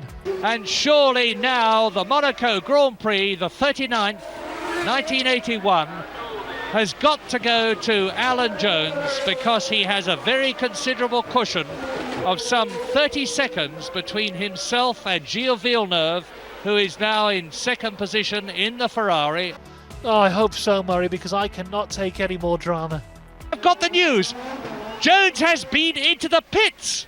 Incredible. Jones has been into the pits, and according to the message that I've had, he's taken on about 3 gallons of fuel. Now, I did hear Jones's car misfire as it went past me once, but I thought I was hearing things. But Jones must be in trouble. I cannot believe this. No one wants to win the race. Alan Jones has an issue in the dying moments of this race, and now Gilles Villeneuve is all over the back of him. Ferrari have not won a race in over a year, and Villeneuve is now chasing down Alan Jones in the dying moments of the Monaco Grand Prix. And Ritt went through to win from the last corner on the last lap. Are we going to see that happen here? It seems inconceivable to me, because Alan Jones, as I have said, will know the situation, and it is impossible for someone to get past at Monaco if the man in front isn't prepared to cooperate with you, unless you've got an enormously superior car in terms of braking or engine power. But Jones must be in some sort of trouble to have allowed Villeneuve to close up on him as much as he has, and Villeneuve goes through! Fantastic! Gilles Villeneuve leads! Lap 73! Gilles Villeneuve has blasted past Alan Jones, whose car is very definitely in trouble. Gilles Villeneuve wins and takes Ferrari's first win since the 1979 USA Grand Prix. Alan Jones limps home in P2 to cut the gap in the championship to 10 points. Lafitte completes the podium. Peroni is 4th after starting 17th. Chiva is 5th. Jura is 6th. And after that incredible race, make sure you join us next time for the Spanish Grand Prix. Michael Jackson has got his first ever UK #1 single with One Day in Your Life. Superman 2, a film I've actually heard of, is the biggest film in the world, and someone shot 6 blank shots at the Queen. She was okay, but the horse was slightly startled, which in Britain is worse than murder. But it's time for the Spanish Grand Prix of 1981! After qualifying, Jacques Lafitte is on pole position in the Ligier. Alan Jones is alongside with championship leader Reutemann behind in 3rd. It is an incredibly hot day in Madrid, temperatures around 38 degrees Celsius, but hopefully the heat won't get to Lafitte, who with a good start here could take his first win of the season after back-to-back podiums in the previous 2 races. Now all ready for 80 laps around this difficult circuit. Watch for the green lights and watch the start. And Lafitte's dragging. Reutemann's got away extremely well. Jones has got away even better. There's Derek Daly coming through. Now they come up to the first right-hander at Nouvellari, and it's Alan Jones and Reutemann leading Villeneuve with Alain Prost with them. And Jacques Lafitte is down. He's only in about 9th position at the first corner. It's Jones in the Williams, Reutemann, Villeneuve, Mario Andretti in 4th place, Alain Prost is 5th, and John Watson is 6th. And they stream through this tight, difficult, demanding circuit. Lap record, by the way, 98.2 miles an hour, held by the man who's leading the race, Alan Jones. Now up round Pegaso towards the right-hander at Ascari, and that's Alain Prost in the Renault, going extremely well from Ascari to Portago, the right-hander. Then they plunge downhill to the S's, which they are at now. Then from the S's, round the left-hander at Bugatti, from Bugatti up to Ascari, the right-hander, to Monza, the right-hander, and Alan Jones is leading on lap 1 in the Williams. The man who needs every point he can get in the World Championship to catch his teammate Reutemann, who's second behind him in the race, with Villeneuve 3rd as they complete the first lap. Now, despite not finishing the last race, Carlos Reutemann is still the championship leader, and if he can keep Villeneuve behind him here, he can mount a good challenge and try and get as many points as he possibly can. Alain Prost in the yellow Renault in 5th position, and Villeneuve is going to take Reutemann. Villeneuve right up to Reutemann, and yes, he's through. Gilles Villeneuve is through into second place on the second lap. Now here we see the debut of the CS Grandstand, which is a new grandstand which is 20 times taller than it is wide and has no seats. But enough of that, it's time for the amazing Andrea de Cesaris! The amazing Andrea de Cesaris. That's Andrea de Cesaris, the young Italian who makes a habit of going off. He went off twice in practice and he's obviously out of the race. De Cesaris out in the Marlboro MP4 and it's lap 8. The amazing Andrea de Cesaris. Now, there are some interesting flags here. Now, I am no master of flag design, but if you're going to have a flag that has a background of red with a white circle and some kind of black squiggly icon on it, I think that should be avoided because I think someone's beaten you to it. But now it's time for the commentary highlight of the week. And Alan Jones is on his way to a certain 9 points. Alan Jones does not make mistakes. The Williams does not break down. Thank you for that, Murray, and I believe we can go to see Alan Jones live right now. And it's Alan Jones. Alan Jones, the leader on lap 12. A Villeneuve goes through into the lead. Reutemann goes through now to second position. And this is sensational. I said a few moments ago that Alan Jones does not make mistakes and the Williams doesn't break down. There's Prost going through. There's Andretti and Watson and Lafitte going through. And now the race is transformed because Alan Jones is in trouble. He's being pushed. He must have made a mistake because the car is obviously all right. Alan Jones is signalling to the marshals to push him. And if he has a push start and thereby has outside assistance and his engine isn't running properly, he wants another push. And if he gets that push, and by the way, look at the stones sticking to his soft tyres, well, he's got the push. Now he's in real trouble because if Jones catches up through the field and does well, he can be protested and certainly would be, and he would be out of the race through disqualification. So now we can see Gilles Villeneuve leading his second race in a row, but championship leader Carlos Reutemann is closing in on him. But the race now is between these two. Prost is now in third position. Alain Prost, the Frenchman in the Renault, but he's not showing any signs of making up distance on this terrific scrap for the lead as they go through and complete another lap across the grid. Villeneuve and Reutemann. Prost is third, and there is Prost in the background, and he is catching up. I was wrong. Prost is catching up and is going to take Salazar soon. And while Villeneuve is in the lead, let's go check on his Ferrari teammate, Didier Pironi. And Pironi was 8th, and there he is, off. The back of his car's on fire. That's a turbo fire, a fire in the turbocharger. He's trying to start the car, and he's getting oil burning in the turbocharger, and he's away. Now there's a significant difference there, because Pironi, unlike Alan Jones, got away without outside assistance. So if he can keep going and get up into the points and do well, he won't have any troubles with protests. Oh, right, so okie dokie then. So it's Villeneuve leading from Reutemann with the young Frenchman Alain Prost in third place. Let's go check in on Prost. Now it's Prost! Prost off! Alain Prost, the man who was in third position. Well, what a race this Spanish Grand Prix is turning out to be, because Alain Prost, the Frenchman there that I was talking about just a few moments ago, 26 years old from Saint-Chamond, in his first season with Renault, is out of the race. So with Prost out of the race now is a freeway battle for third, with Watson, Lafitte and Piquet. Is up with them. Nelson Piquet, who went off the course with Mario Andretti, has not only regained the course, but he's now up into 5th position. Just look at this. Take no notice of the white car, he's being lapped.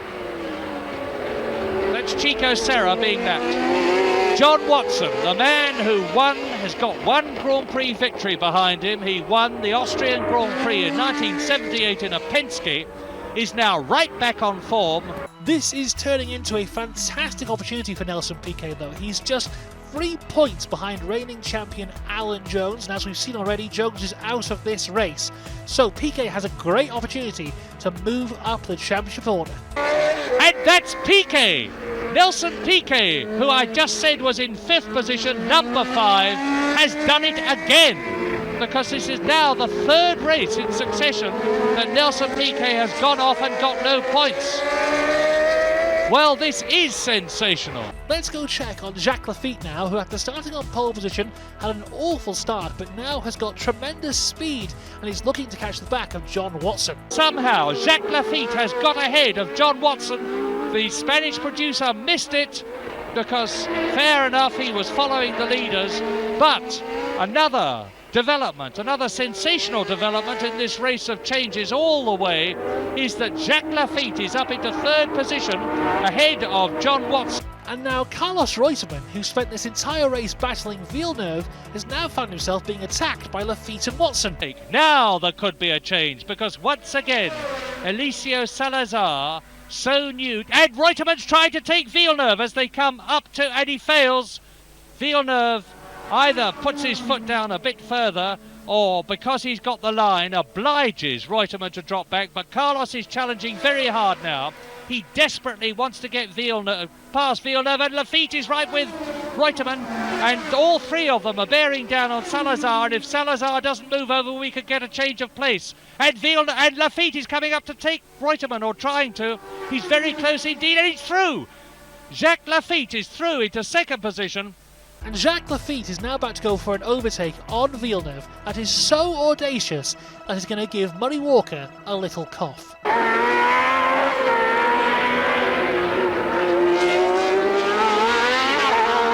Well, as this, and Lafitte going through on the inside as they come up towards tunnel.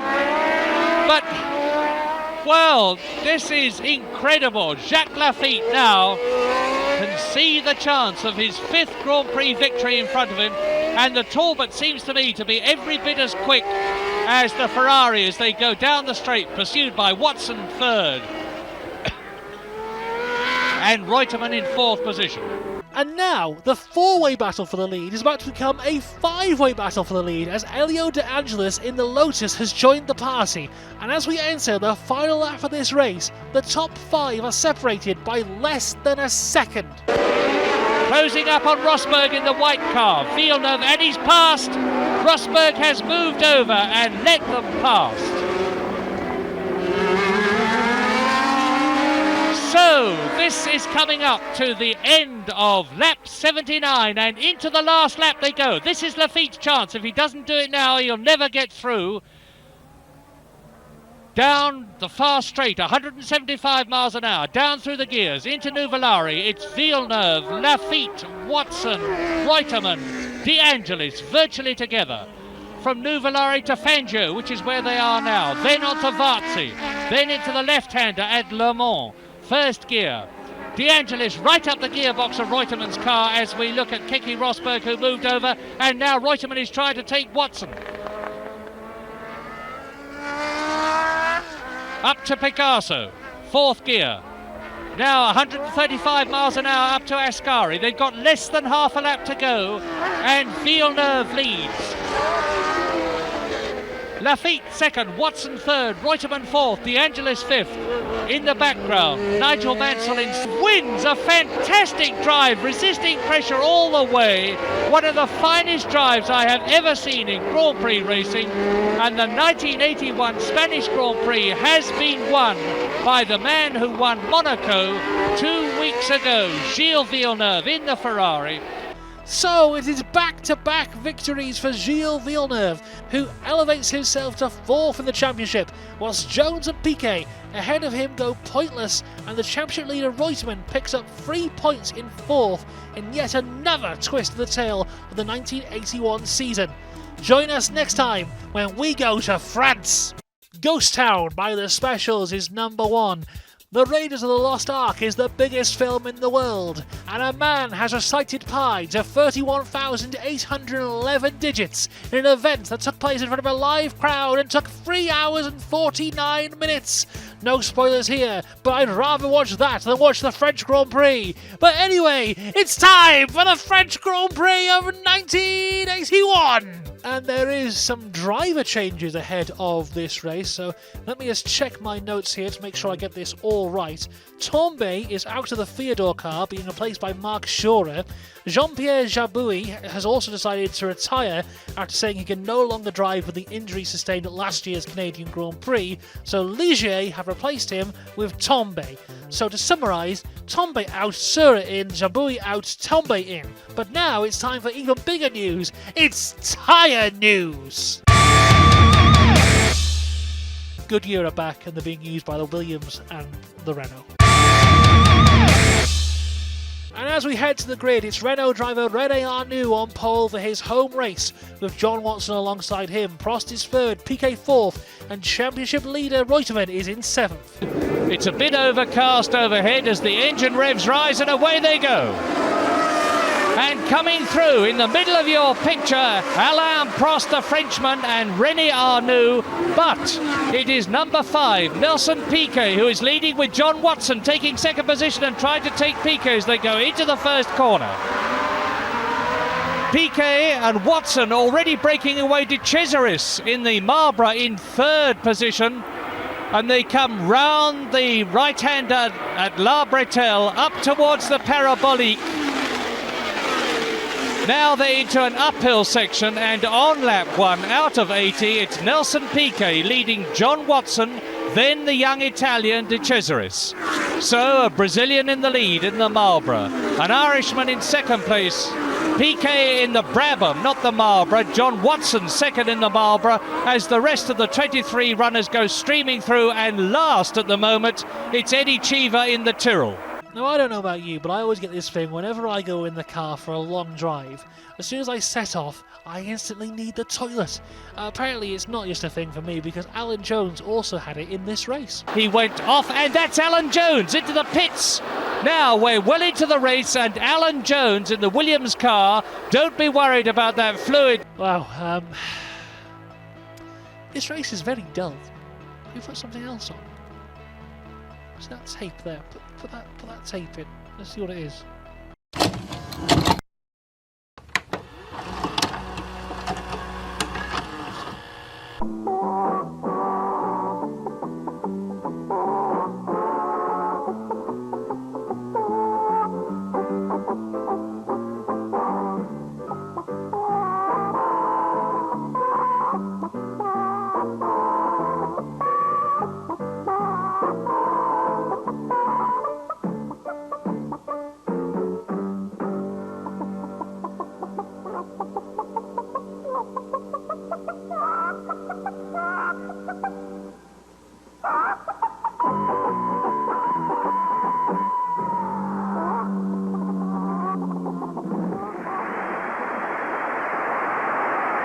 Wait, I'm getting something in my ear. I haven't got an earpiece on, but I'm getting it in my ear. Something interesting is happening at the French Grand Prix. We go over to it right now. Alain Prost. And look at that, spray from the tyres. It's coming down, it's starting to rain heavily as De Cesaris, who has been into the pits, comes out, and Alain Prost takes Patrese, and John Watson is blocked by Patrese. He's past Hector Ribback, and the rain is really starting to come down now. Unfortunately, it's too late for some people who have died of actual boredom, but something is happening here in the race as rain begins to fall on the track. Bit of Prost, and out goes the red flag. They're stopping the race. This is on the 59th lap. Oh, you're going to be kidding me. Jesus Christ. Right, now the excitement has passed. It's time for a restart now. The rain has also passed, and we restart the race with the grid in the same order it was when it finished, with Piquet in pole place. Piquet has led every lap up until this point and had a 7-second lead over Prost in second place, and will be hoping to continue this dominance from this point onward. Now, here in 1981, which is the year this is being recorded, we have rules about red flags which make no sense. So, I will read them from my handy-dandy notepad. The gap you had when the red flag came out still counts, and the gap when the red flag came out is combined with the gap at the end of the race to find your true result. So if you have a 20-second lead when the red flag comes out, at the end of the race you'll be added 20 seconds in front of wherever you are, and then it takes a maths genius to figure out where everyone is, but 4 to 6 weeks later we find out who won the race. It's great. So here were the numbers after the red flag. Piquet was 6.79 seconds ahead of Prost and 7.28 seconds ahead of Watson. Everyone from fourth down was over 20 seconds behind of him, so we don't need to really think about them unless something mad happens. So all Piquet has to do is not fall more than 6.78 seconds behind Prost and Watson, and he will have the win. And with him showing the form that he has done so far this weekend, leading every lap, I see no reason why he can't comfortably win this race. Let's go again. And this time it's a superb start from Alain Prost, and he's into the lead.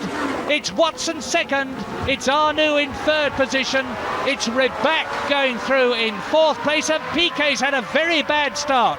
Piquet right down in fifth position, and look at the crowd waving. It's a French car in the lead, a French driver, a French engine and French tyres, and they love that. And Piquet has bottled it completely as Prost takes the lead, but here comes Watson. They've gone round La Bretelle up to the parabolique. This is the 95, 100 mile an hour corner, and Watson's trying to take Prost as they come up to the braking point, and he's going through. John Watson leads, but he's run wide, and Prost goes through. Well, if John Watson keeps that up, he will either definitely win this race or go straight into the Armco. So, Prost leads, Watson second, Arnoux is third, and let's look at it again. This is where Watson lost the lead. He runs wide over the curbing, Prost holds his line, cuts through on the inside, lovely bit of driving. John Watson just overdid it a bit, and I suspect that's a function of the soft tyres that Prost has got, and at the end of lap one of the second leg, Prost leads Watson. So, Alain Prost, for the first time in his career, is leading a race, and it's his home race. And as we cross the line, both Prost and Watson have an over 20-second lead on Piquet, so they can keep first and second. Arnoux crosses the line in third, but is demoted to fourth overall. Pironi is fourth across the line and fifth overall. Piquet crosses the line in fifth and is lucky to finish third overall after an awful restart. It's the amazing Andrea de Cesaris who crosses the line in sixth to take 1 point. But because he was a lap down before the red flag, he actually finishes 11th. And Elio De Angelis, who crosses the line in 9th, is actually 6th. None of this makes any sense! Anyway, Alain Prost has won his first ever race, and it's his home race. Who knows what the future will hold for this young Frenchman, but I know where we'll be next time. It is the British Grand Prix. I'll see you then. The specials are still the biggest song in the UK. Arthur is the biggest film in the world. I've never heard of it. And in Japan, a new game has been released called Donkey Kong, which features a man fighting a big gorilla who has stolen his girlfriend. It's scheduled to come out in America and Europe in future months. Best of luck with that, lads. That'll never catch on. But who cares? It's time for the British Grand Prix of 1981! Now, before the race starts, the Lotus car was disqualified yet again, and they've had to totally rebuild their car to be within the regulations before being allowed to qualify. But unfortunately, it did not end well for Nigel Mansell, who was 27th fastest overall and failed to qualify. As for other British drivers, Brian Henton for Tolman and Derek Warwick for Tolman also failed to qualify. So of the 4 British drivers at the British Grand Prix, only one actually qualified, and that was John Watson, who's looking to become the first British race winner since James Hunt at the 1977 Japanese Grand Prix nearly 4 years ago. And after qualifying, it was Arnoux on pole, with Prost alongside to complete an all-Renault front row. Piquet is third with Pironi in fourth. Then it's an all-McLaren third row with John Watson and the amazing Andrea de Cesaris. Current world champion Alan Jones is 7th, with Gilles Villeneuve alongside him. Then it's championship leader Carlos Reutemann in 9th, and Riccardo Patrese completes the top 10. The revs are rising, and away they go. Up to the first right-hander at Cox. And it's Pironi up with them. Piquet in fourth place, I see there. It's Pironi going through into second place. The 2 Renaults have got the Ferrari sandwiched between them as they have gone round Copse, up to Maggots, round Beckett's, and the rest of the field streams through on this first flying lap in this 68 lap down the hanger straight onto Stowe Corner. And there is Michele Alboreto in the Tyrrell, already in trouble. He's had very little trouble in practice, qualified well, but Alboreto out of the race seemingly already, as they come up towards the completion of the first lap, streaming away from Stowe Corner, from Stowe up to Club, from Club up to Abbey, the very, very fast left-hander, which is some 160 miles an hour. Well, a pretty uneventful start, very clean, they all got away well. Are you sure about that, James? Because it appears that one of the drivers is off the track. There he is. He's probably fine. Now, a couple of weeks ago in the Spanish Grand Prix, you may remember the CS stand. But now we have our British equivalent of the CS stand, which is just bring a cherry picker from home and stand on top of it with your mates. Back on track now, and Arnoux gets past Pironi and Piquet gets past Villeneuve. Number 15, 26 years old, his 20th Grand Prix. And it looks to me as though Arnoux is taking that second place. Indeed he is. Arnoux is taking the second place from Pironi. And Piquet is ahead of Villeneuve, and Alan Jones is still in 6th position. So, there it is. And Villeneuve is going to try and Piquet is ahead of Villeneuve now. Back on track now, and Villeneuve is under a hell of a lot of pressure from Alan Jones. Arnoux, Pironi, Piquet, Villeneuve, Jones, and off goes the Ferrari into the catch fencing goes De Cesaris. Alan Jones is off. So out of the race is Alan Jones, Villeneuve, and De Cesaris. Well, that's a real shame. There is Andrea De Cesaris out of his car. He looks perfectly all right, and Villeneuve has rejoined the race, but Alan Jones is out of his car. World champion Alan Jones on lap 5 out of the race. World champion Alan Jones is out, but more importantly, the amazing Andrea De Cesaris is out. Gilles Villeneuve is able to get away with it and is keeping on in the track, but we have to go to Barry now, who has an exclusive interview with Alan Jones in which he provides an expert guide on pronouncing drivers' names. Alan Jones, 4 laps of the Grand Prix you won last year. What happened?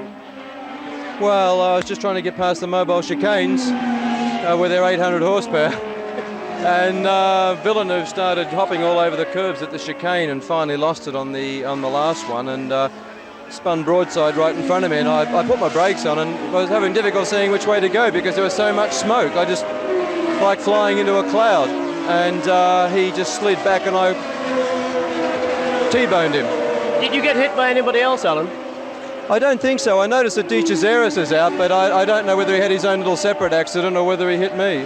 Anyway, you're okay yourself, but not feeling awfully happy. No, I'm going to have a couple of Fosters. Thank you, Alan, and bad luck. Okay, thank you. Thanks, Barry. Now, Villeneuve was able to get away from that incident. Let's go check on him now, see how he is. And Villeneuve's car absolutely shredded. Front wing broken, the rear wing battered, and his near side rear tyre exploded. Piquet had some very good race pace earlier and is now up to 3rd place. Let's go check in on him and see how he's doing. Yes, there's Piquet. That's Piquet. Nelson Piquet's gone off again. But it's not all bad news for Piquet, because before this race he exclusively told me it's been a dream of his since he was a child to be carried like a baby by one of our strong British marshals. And it looks like Piquet's dreams are about to come true. There he is, Nelson Piquet, achieving a lifelong dream, and you can see how happy he is there. A wonderful day in the life of Nelson Piquet. Back on track now, we've got a fantastic freeway battle between Pironi, Reutemann and John Watson. Watson's climbing over his back view now. Watson, in fact, is very well placed to tow past Reutemann into the chicane here. If you watch, he's getting a good draft. He'll pull out. This is the battle for 3rd, and indeed Watson is he? Yes, he's going through on the inside.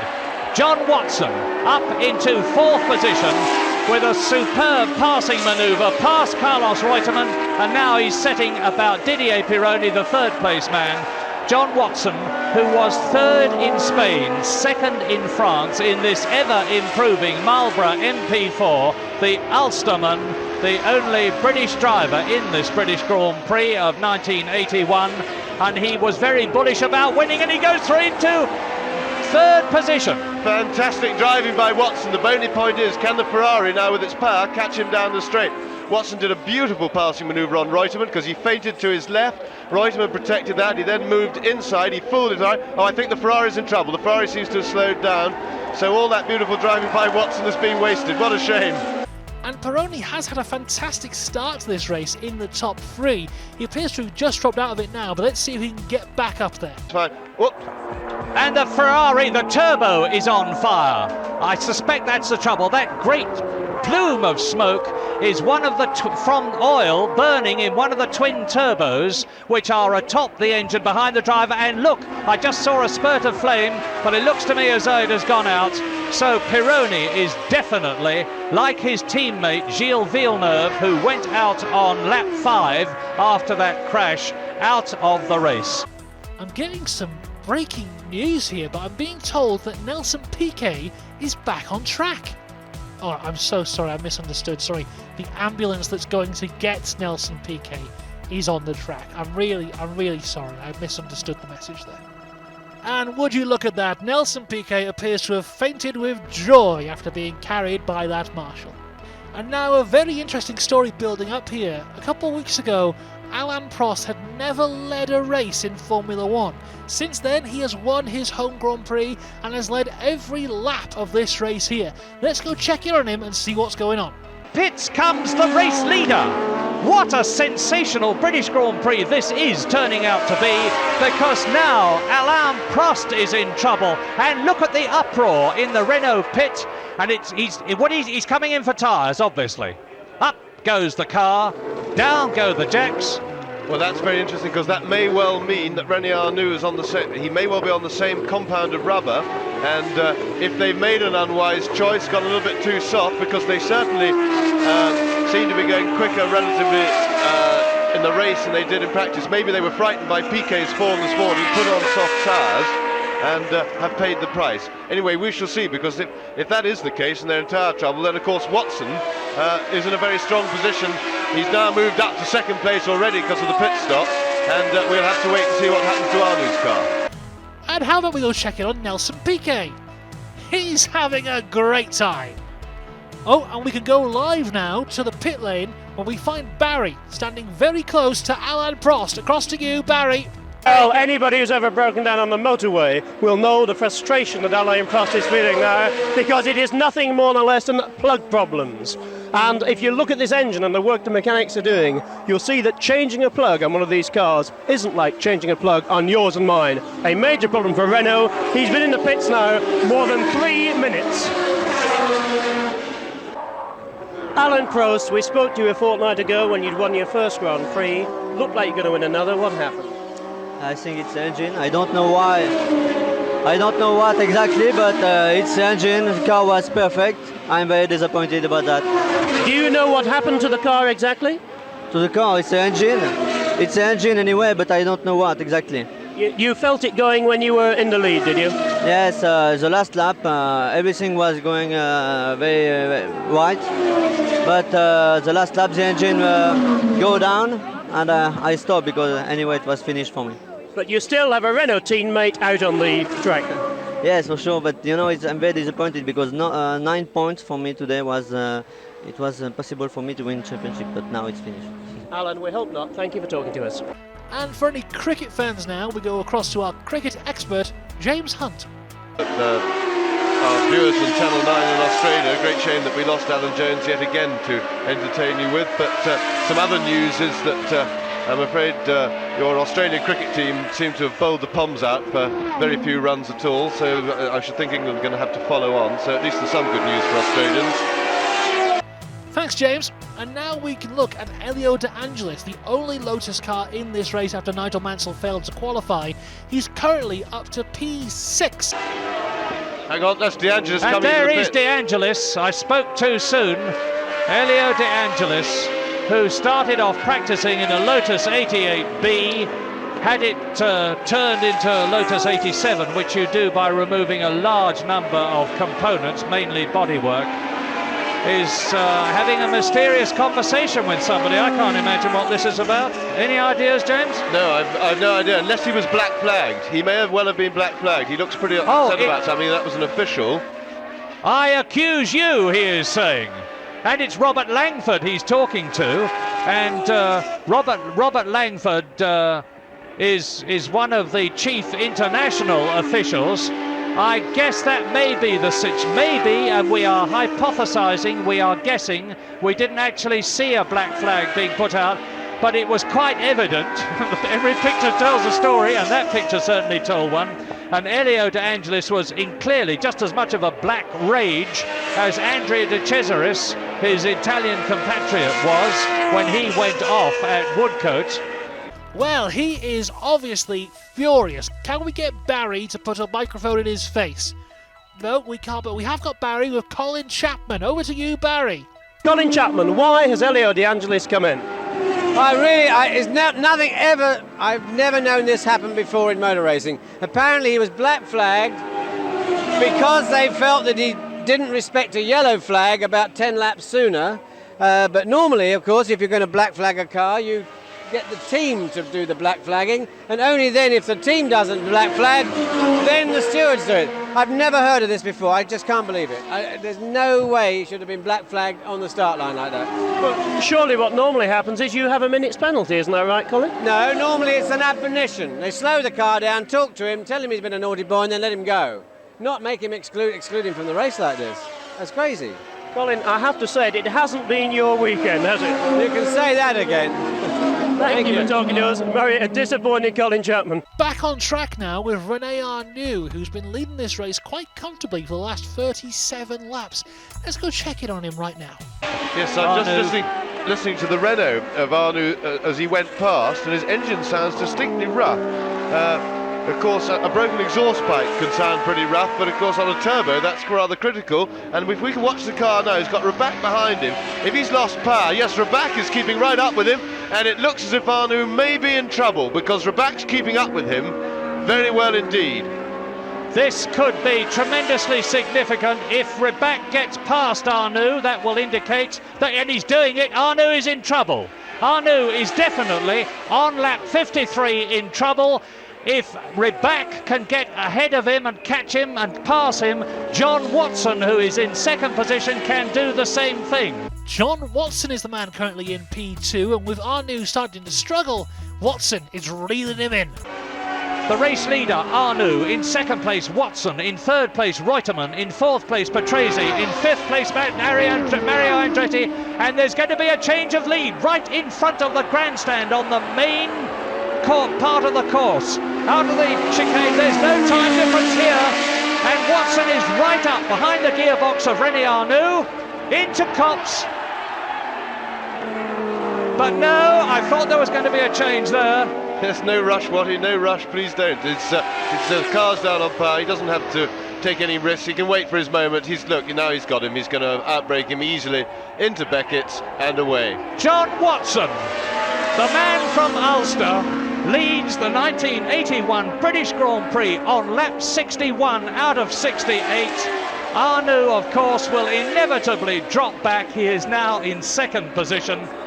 So, John Watson leads the British Grand Prix from Rene Arnoux. Arnoux having a fantastic race up until this point, but car issues have seen that he'll have to settle for second place. And the time difference between John Watson and Arnoux stopping.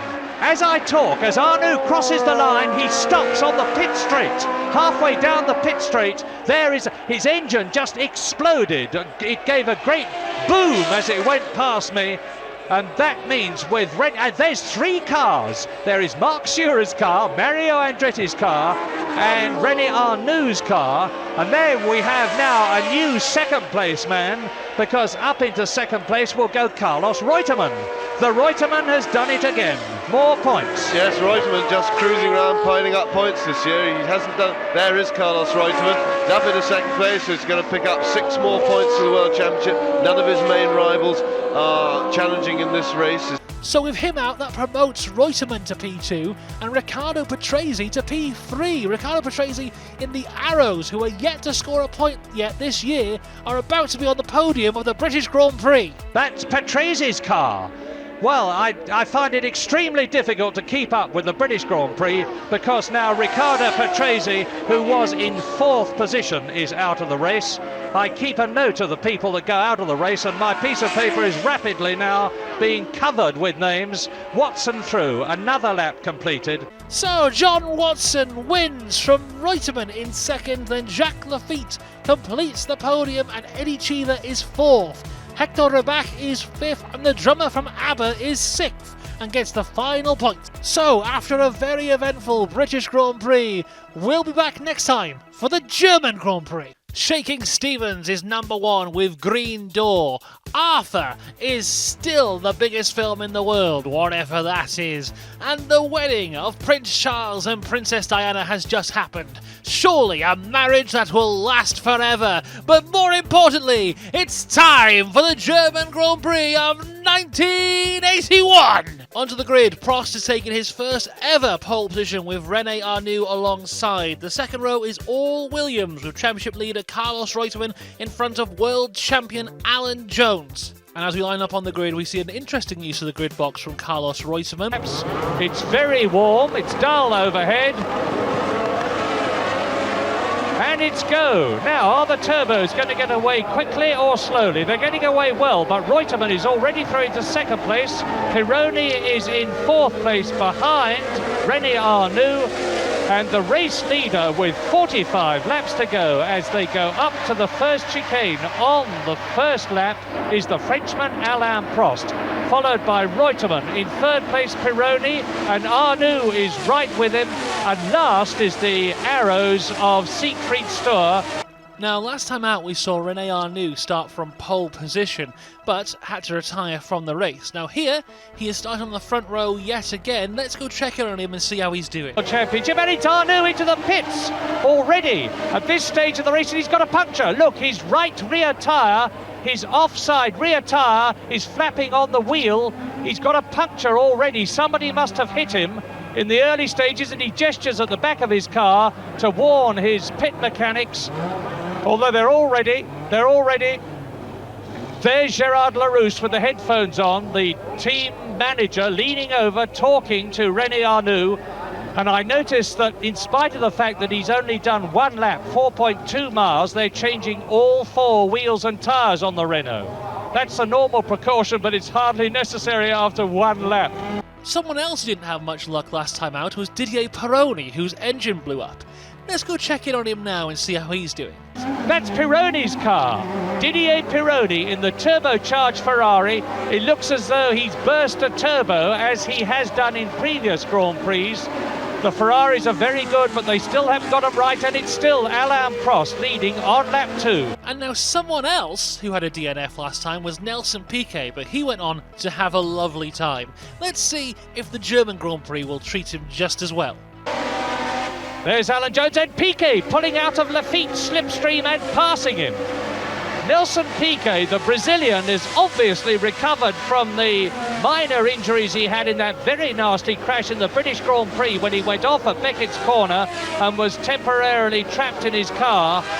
And Nelson Piquet goes up to 4th place ahead of Jacques Lafitte. Down to 5th goes Lafitte. Whilst we list of people who didn't have a good time, it was basically everyone apart from John Watson. But one of the people who didn't have a good time was Alan Jones. The reigning world champion has not had 1981 go the way he thought it would, scoring points just once in the last 5 races.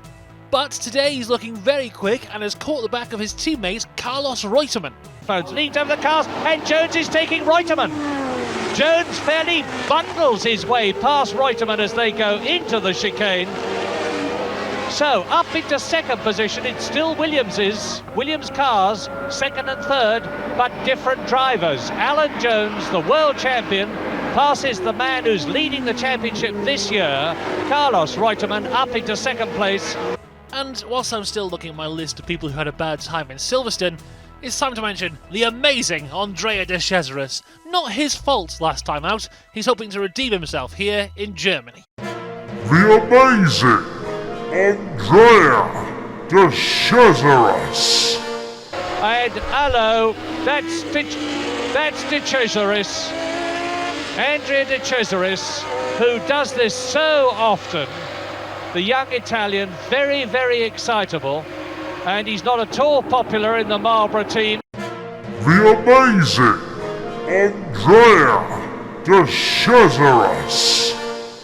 Meanwhile, back to the front, Alan Jones has caught the back of race leader Alain Prost. And Alan Jones now, he's determined to take the lead. He's right up with Prost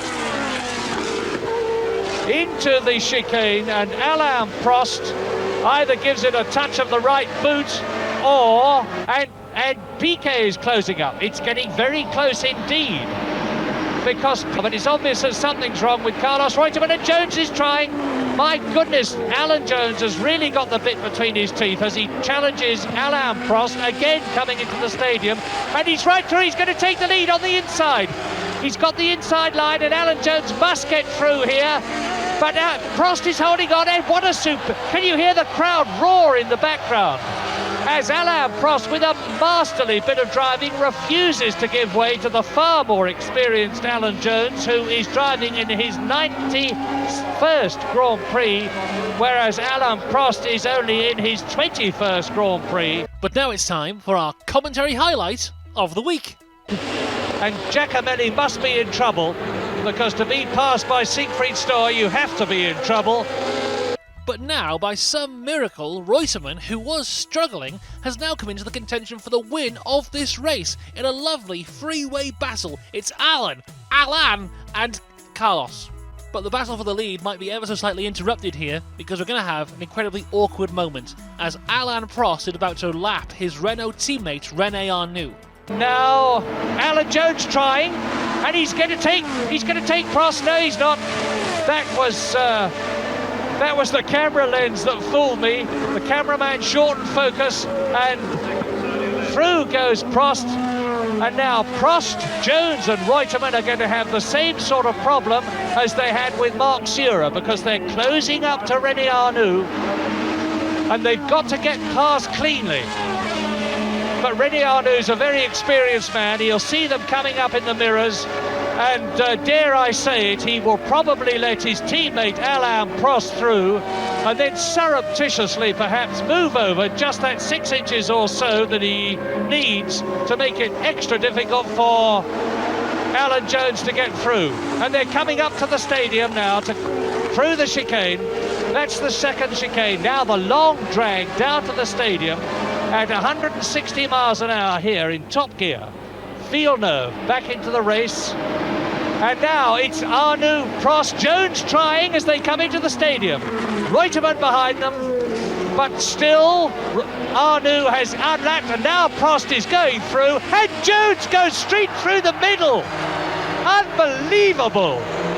Well, that was fantastic. And look at the way he's pulling away, and hear the crowd roar in the background.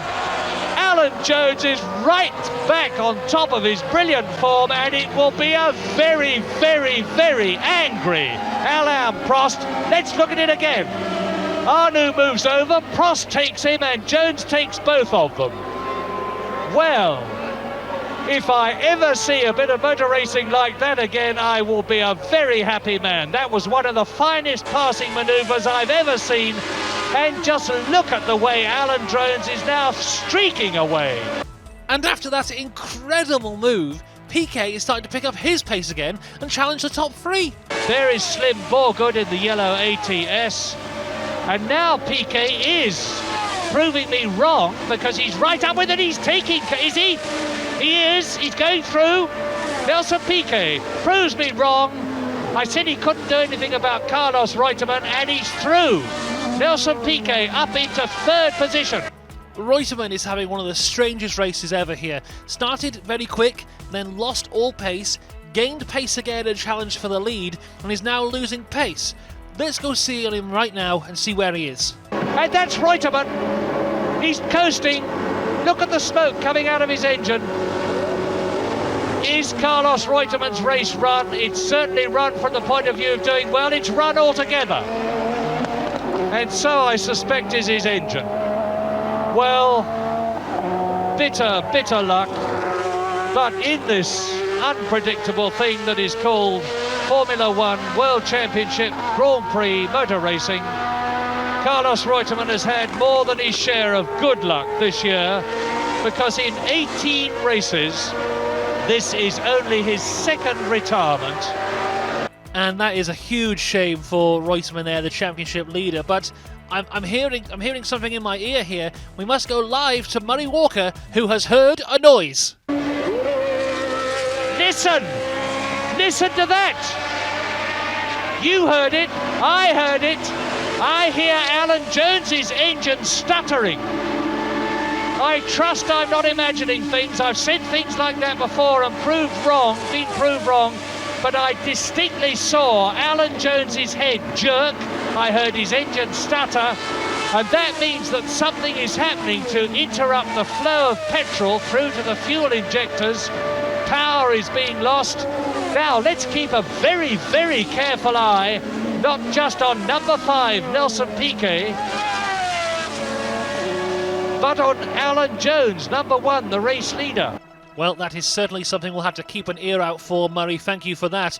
But let's talk about Alain Prost. Led the race at the start. Obviously does not have the pace of some of the other cars, but thanks to some fantastic defensive driving, was able to keep Alan Jones behind for a short period of time. But Alan Jones now with a huge lead over Alain Prost. I said the wrong Alans for each Alan there, but go with it. Anyway, Prost not having the pace of the lead cars this weekend, and now Nelson Piquet is right behind him. There's Prost. The gap between Jones and Prost is 8.8 seconds, but look at Piquet. He's right up with Alain Prost, so Nelson Piquet has worked wonders with the Brabham, or is the Renault in trouble? And Piquet's taking second. Nelson Piquet takes Alain Prost in second place. Oh dear, poor Alain. It is not his day. First of all, he loses first place to Jones. Now he loses second place to Prost. Does that mean that the Renault is in trouble? So, Piquet now in second place and chasing down Alan Jones. But with a potential issue for Jones, this may be easier than Piquet first thought. The crowd roars because they sent another change. Alan Jones he must be in trouble. And he's waving his hand. Alan Jones waves at his pits, and Piquet's taking the lead. The third new leader. First of all, it was Prost. Then it was Jones. Now it's Alan Jones. Now, I'm sorry, it's Piquet. And Borgood, Alan Jones, of course, in second position. And Slim Borgood off the circuit. And after a fantastic weekend, it looks to all be falling apart for Alan Jones. This is sensational, because there's only a couple of laps to go, and Alan Jones has decided that he's got to come into the pits. Now, it can't be for tyres. He locked up his wheels. Alan Chalice, the mechanic, the head mechanic, the burly man at the back of the car, speaks to Alan Jones. Off comes the engine cover. And it's the black box they're ferreting about with the transistor box. It's something to do with ignition then. They're changing the black box at the rear of the engine of the Williams, and that's Alan Jones's trouble. And meantime, he's now right out of the points because Lafitte has gone by as Alan Jones sits impassively there. And I noticed that Harold Ertl is not trying to interview him, because he'd get a very short answer from Alan Jones if he did.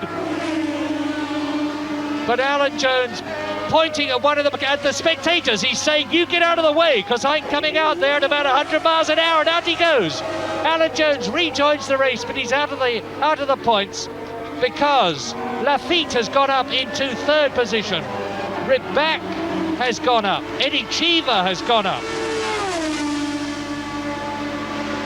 And so, Alan Jones right down, out of contention as Piquet goes through. He's lapped him. Only 2 laps to go for Nelson Piquet as Alan Jones with Alain Prost behind him. He's about to be lapped by Alain Prost. And you can see that Jones is going very, very slowly indeed, and I have a nasty suspicion that Jones is not going to run the full distance of the German Grand Prix. And as we cross the line, it's Piquet who wins and cuts Carlos Reutemann's championship lead to just 8 points. Prost is second, with Lafitte in third in both the race and now the championship, as he has leapfrogged Jones. Hector Raback is fourth, Eddie Cheever fifth, John Watson takes the last points place, and Alan Jones has to settle for 11th. So there you go, that is the German Grand Prix. We'll see you next time in Austria. Shaking Stevens is still number one. Indiana Jones is back to being the biggest film in the world. And Mary Meager has just broken the world record for women's 100 and 200 metre butterfly. But more importantly, it's time for the Austrian Grand Prix of 1981.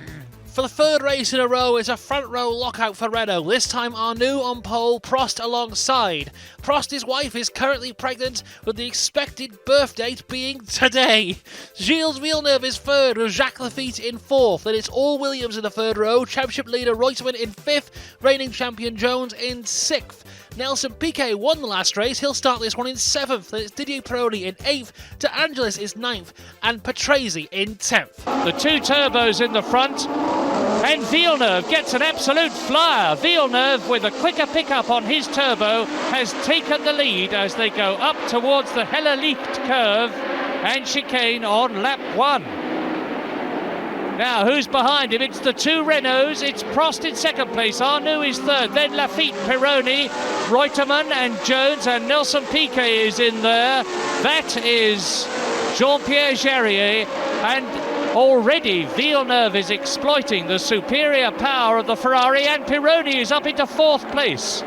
So it's 4 turbocharged cars, and I can see some Italian spectators who went absolutely berserk as Villeneuve took the lead at the start. Now they are on the fastest part of the course, which is the drop down to the Bosch curve, and it's some 175 miles an hour at this left-hander. Into the Bosch curve, and it is Villeneuve leading. Prost is in second place, Arnoux third, then Pironi, then Lafitte in the blue Talbot Matra, and behind Lafitte, let's see who comes through. No, we just missed it. There are the first three, turbo, turbo, turbo, turbo, 4 cars. And it looks as though the turbocharged cars have got a terrific advantage here. It's Lafitte, then it's Piquet sandwiched between the two Williams cars. Over the crest they come. It's Reutemann, Piquet, Jones, Alan Jones, the world champion. Over the crest, down to the Jochen Rindt corner, named after the ex-world champion and Austrian himself. And as they stream over the skyline with Patrick Tambay, Salazar, they're completing the lap.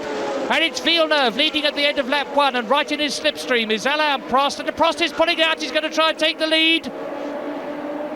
Over the crest, has he done it? Yes, he has. He's forced his way through, and Villeneuve is off. Gilles Villeneuve off the course, and so is Reutemann behind him. What's happened? Well, they both look perfectly all right. They must have just misjudged the speed, knew they couldn't get round the right-hander. And now, where is Villeneuve? Villeneuve has recovered in a masterly fashion. That is quite incredible. And we now have a fantastic battle for third place between Didier Pironi and Jacques Lafitte. Season. So, Pironi goes through in third position in the Ferrari, with Jacques Lafitte right behind him. And the two turbocharged Renaults, there they are, Prost and Arnoux, seem to be making a bit of a breakaway. And Jacques Lafitte is right up with Pironi. Pironi third, Lafitte fourth, Piquet in fifth position, Villeneuve sixth. Then the two Williams cars, Jones and Reutemann, and Jones, as I look down the course, was right behind Villeneuve, and he'll be challenging. I do feel this is a great time to mention, if you're looking for somewhere for your summer holidays this year, may I recommend the Bosch Curve at the Osterreichenring. Just pack up your caravan, bring your patio furniture, and just park it up. What a wonderful place to spend the day. And as Pironi and Lafitte are battling for third, an impatient Piquet has turned up and turned this two-way battle into a three-way battle for third place. So he needs eyes all round his head. And Lafitte is trying to take Piquet. as they go up to the Texaco bends, the left-hander, and he's through. Jacques Lafitte, lovely passing manoeuvre, is through and up into 4th position. So it's Prost, don't forget the Renaults out in front, we haven't seen much of them. Prost is still leading Arnoux. In 3rd position, the Ferrari of Pironi. In 4th position, the Talbot of Lafitte. Down to 5th position goes Nelson Piquet. Over the skyline they come, and chasing them in 6th and 7th places, Jones and Reutemann in the 2 Williams cars. 45 laps to go.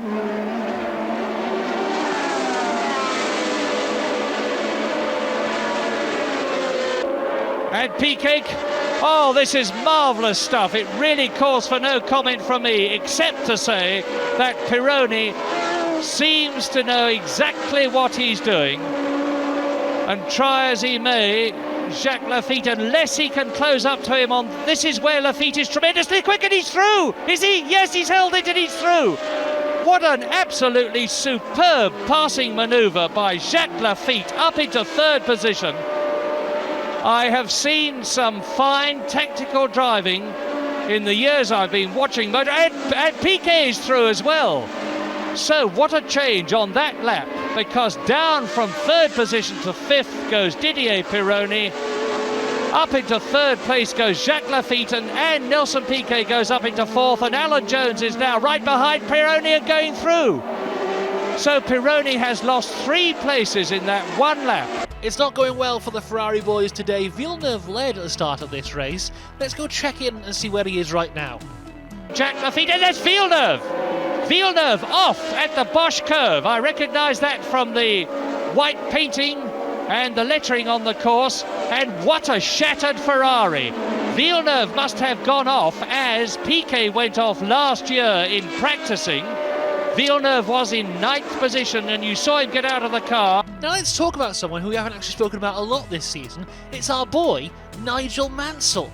Now, he's scored points twice this season in a often difficult and often illegal Lotus car. But here, he does appear to have some pace.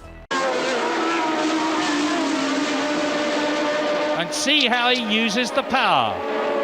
Over the hill now. This is where the Ferrari power really tells, and Watson is challenging Mansell for 8th position, but Mansell's got the line. I don't think Watson will get through. And see now the gap in that short distance that Pironi had pulled up, and already Mansell closes up on cornering. It must be terribly frustrating for Nigel Mansell. He's much quicker on the corners, but Pironi is so much faster on the straights. And Mansell's he's up alongside, he's got his front wheel right up alongside, and he's through, just as Lafitte passed Pironi at exactly the same point.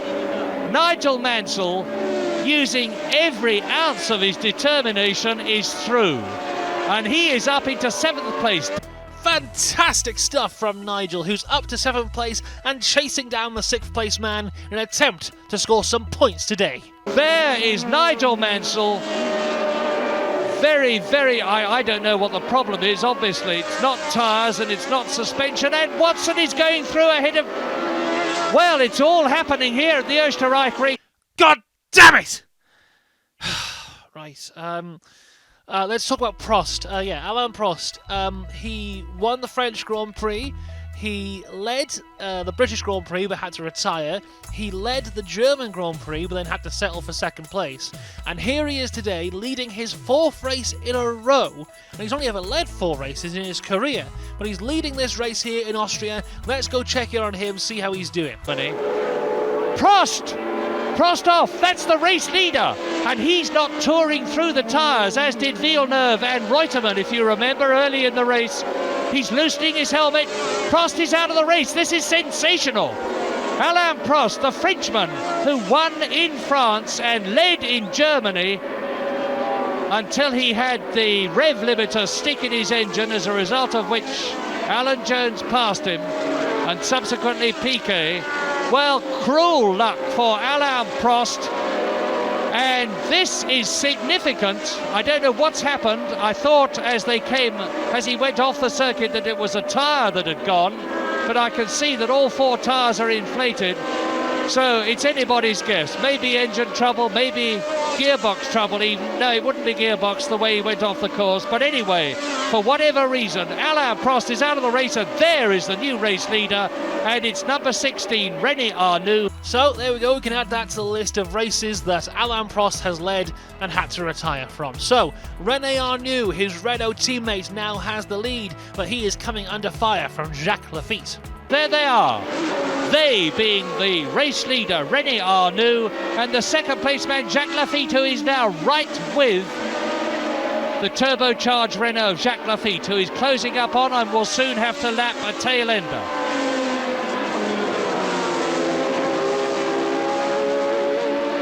A race full of incident. Nothing is the gap in seconds, in tenths of seconds and in hundredths of seconds. Well, there's obviously a bit of a gap, but it's virtually impossible to separate them. But I know what you're thinking. Where's Bruno Giacomelli? Well, I'm happy to answer that. Let's go check in on Bruno Giacomelli right now. Arnoux and Giacomelli. That's Giacomelli's car, and what a display. We had a fireworks display here last night. We're getting another one today of a quite different kind. And Giacomelli's car's on fire. He's out of the cockpit. He's wasted no time undoing his safety belts and jumping out, and who can blame him, because there will still be, I suspect, something like 40 gallons of petrol on that car, and if they don't get that fire out soon, there could be a conflagration in the pits. And I'm looking across at my box and trying to look at the monitor and Giacomelli's car at the same time, and Laffite's right up to Arnoux, and I can tell you that they've got the Giacomelli fire out, so that's a potential disaster avoided. And here's a potential disaster for Arnoux if Laffite keeps going the way he is. He's really pressing. Giacomelli's car, very second hand, but not, I suspect, for sale. And there is Giacomelli in the background with his helmet off. And just coming up from behind the car with the bald head is Ermanno Cuoghi, the very famous mechanic who used to look after Niki Lauda in the Ferrari team for so long. And what a sorry sight that car is. Meanwhile, let's go back to the front of this race where Jacques Laffite has desperately been searching for a way past René Arnoux. And he's through the first left-hand draw right now. He's got to work out how to get past the three cars ahead. And he's gone wide, and Laffite is through! Fantastic! Jacques Laffite is really on top of his magnificent form here at the Österreich Ring today, just as he took Pironi earlier on in the lap, and third position in the process. A magnificent cornering manoeuvre. Jacques Laffite saw his chance, took it with both hands, and is through into the lead. Down to second place goes Arnoux. Past Eliseo Salazar goes Jacques Laffite, and puts therefore the Chilean between him and Arnoux, and that'll help him as they come into the Hellenic chicane. And it's Pironi, Daly, then Laffite. Don't forget that Pironi and Daly has already been lapped. Pironi is in 7th position. So the race leader, the new race leader, and Arnoux has passed Salazar. Now Laffite mustn't be held up by Daly, or Arnoux could retake the lead as they go round the Glatz curve. Up to the highest point of the course, down to the fastest part of the course. What's this? It's a replay. A replay of Laffite. Now watch. See the way Arnoux goes out a bit wide to the right. Laffite flicks through on the inside, puts both his wheels over the white line, gets a ripple from the suspension and a roar of applause from the crowd. And this is the full lap after he had retaken the lead, and Arnoux is now through and has got clear track between himself and Jacques Laffite.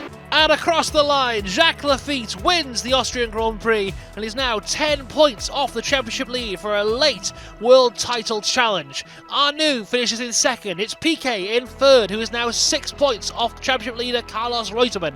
Alan Jones is fourth, Reutemann fifth. Then John Watson takes the last point in sixth. There you go, that was the Austrian Grand Prix. We'll see you next time for the Dutch Grand Prix.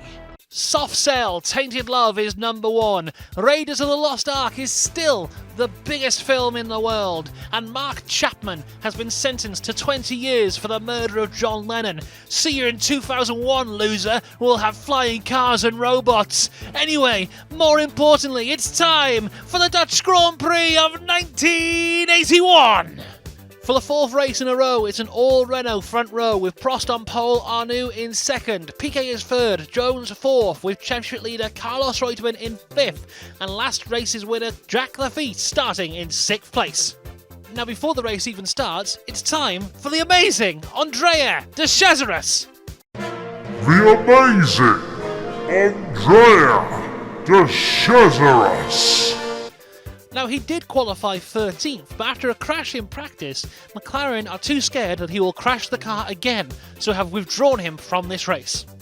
The amazing Andrea de Cesaris.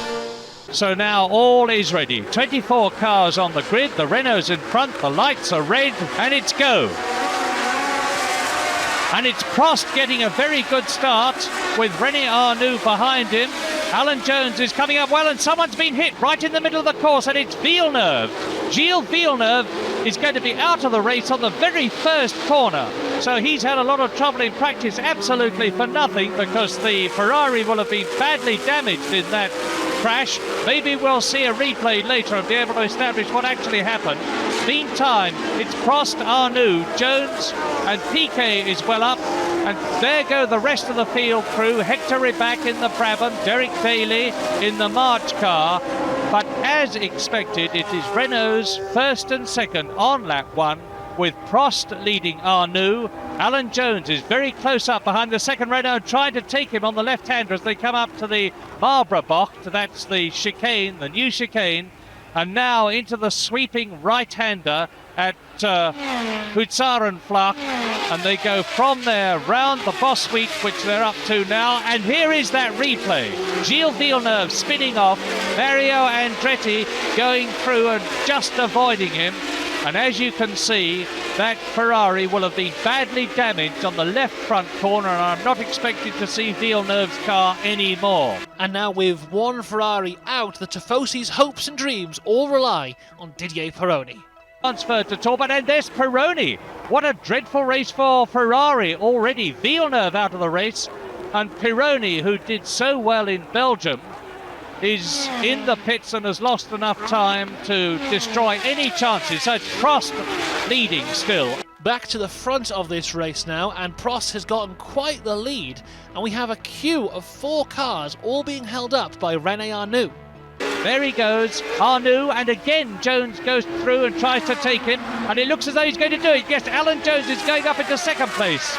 In third position now, Arnoux. In fourth position, number 5 is Piquet. In fifth position, and trying to go through on the inside, Jack Lafitte in the Talbot. But at least Arnoux is still third. No, because there goes Prost across the line again. Alan Jones is pulling away, and now Piquet is going up into third position. René Arnoux must be in some sort of trouble as Lafitte tries to take fourth position from Arnoux now. Those Renaults are absolutely identical. Well, it can't get much worse for René Arnoux. There is René Arnoux. I didn't see Arnoux in that shot. Maybe we'll pick him up later. I suspected, as I said earlier on, that Arnoux was in trouble. We'll get confirmation, hopefully, when we look further down the field. Have you seen this man? He answers to the name René Arnoux and was last seen at the Dutch Grand Prix holding everyone up. His family and friends are very worried. If you have any details that can be used to find René Arnoux, please report it to your local Renault dealership. But now it's time for the TV caption of the week. Positions after the first lap, but take no notice, fifth lap, but take no notice of that. That caption is definitely wrong. Alan Jones is not in the lead. Take it from me, there is the leader, and it's Alain Prost. A mistake with the man who did the caption, because Alan Jones is in second place and Nelson Piquet is in third position.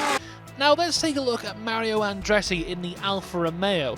He's currently got a broken front wing, but he's doing better than he has done basically all season, which begs the question, is the Alfa Romeo actually a better car when the front wing is broken? Back to the front of this race now, and it's Alain versus Alan. It's World War Alan 2. After their fantastic battle in Germany, it's time for the sequel. Renault, when they come out of Bosweet, and he's coming right up to him now. Alan Jones could try and pass here, and he is going to try and pass. He's right up alongside Alain Prost, but in order to get past him here, he'll have to drive round the outside, and that just is not possible. Or is it?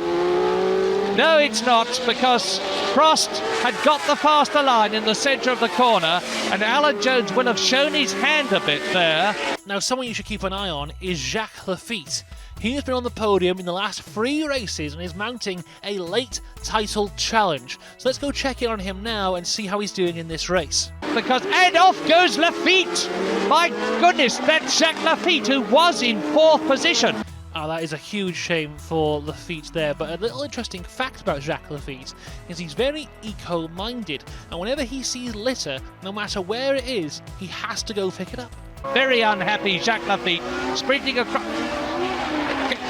Obviously something's come off the car, and Jacques very sensibly lifts it up to prevent it going into the tyres of any of the race cars that are still on the course. And we can actually see a replay of what happened to Jacques Lafitte right here. On the race leader, Alain Prost, and it was Reutemann with Prost, with Lafitte. Now that I had not realised, because we only saw Jacques, and flying through the air. No wonder Jacques Lafitte retired. He will almost certainly have broken the rear suspension of the Talbot when it smashed down onto the tarmac after that flying leap through the air.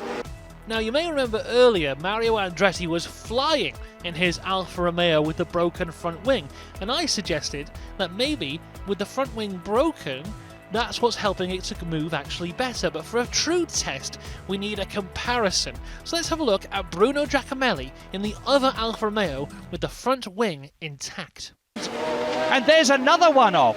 That's one of the Alfa Romeos. Wait for the dust to clear, and then I can tell you who it is. It's Giacomelli. It's Bruno Giacomelli, not Mario Andretti, the team leader.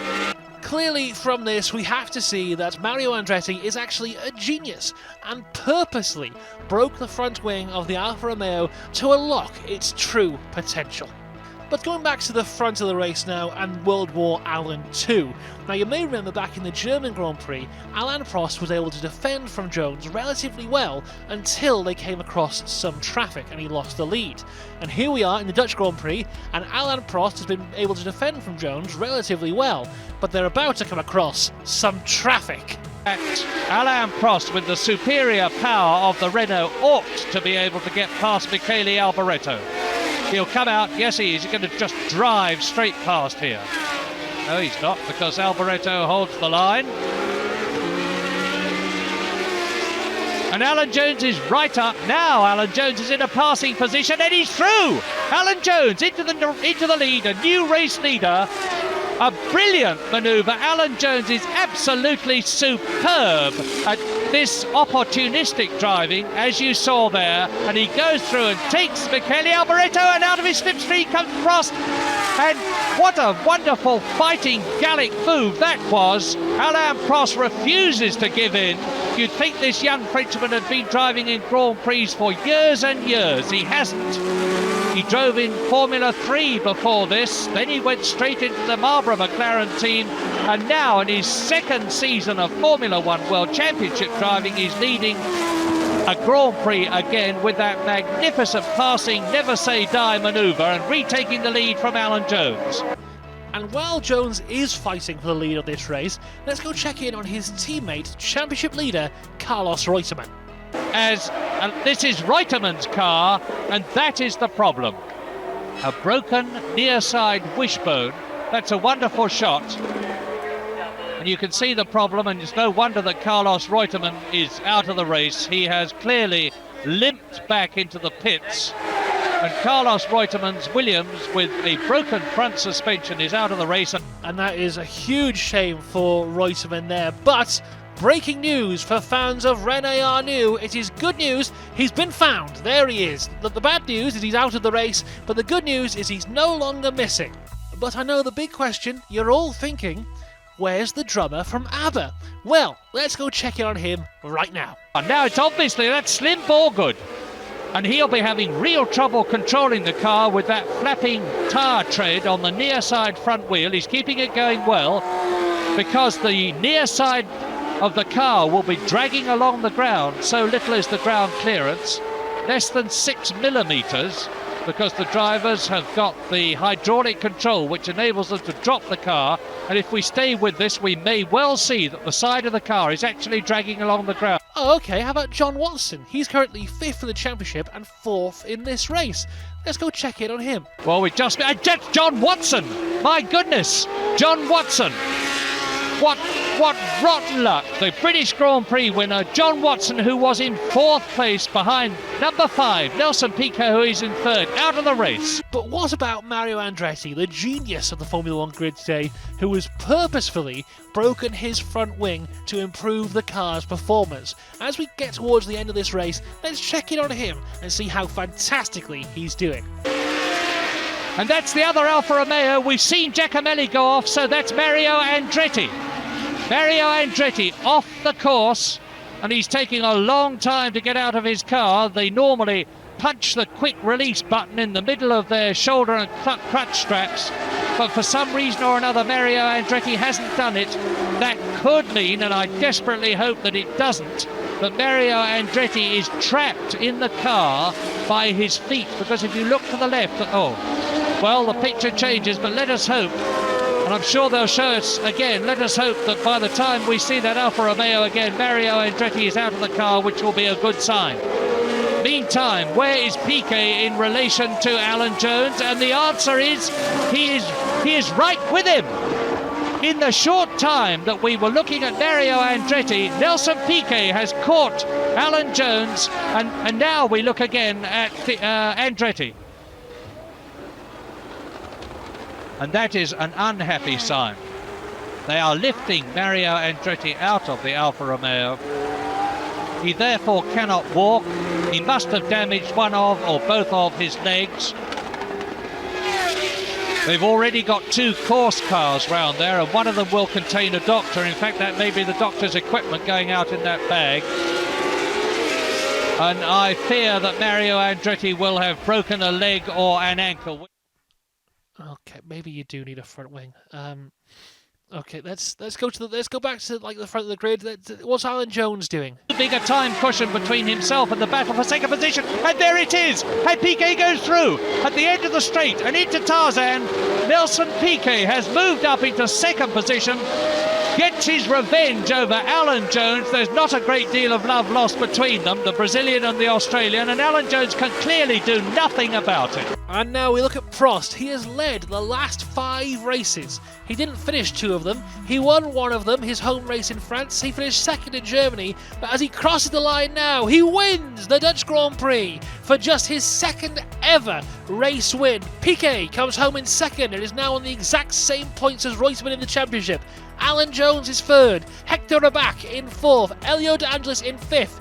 Then Elio Salazar comes home in 6th to get his first point position of the year.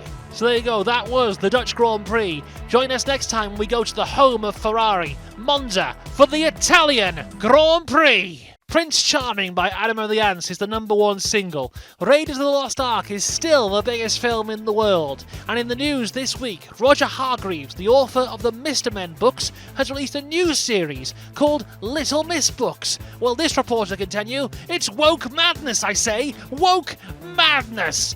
Anyway, the first character is called Little Miss Bossy. They got that right, am I right, lads? Am I right? Anyway, it's time for the Italian Grand Prix of 1981! René Arnoux is on pole, but for the first time since the French Grand Prix, it is not a Renault front row lockout, as joint championship leader Carlos Reutemann is in 2nd place as he tries to take back the sole championship lead. Alain Prost is in 3rd with Jacques Lafitte in 4th. Alan Jones is 5th, then Nelson Piquet, the other driver on 45 points and leading the championship, starts this race in 6th. The green.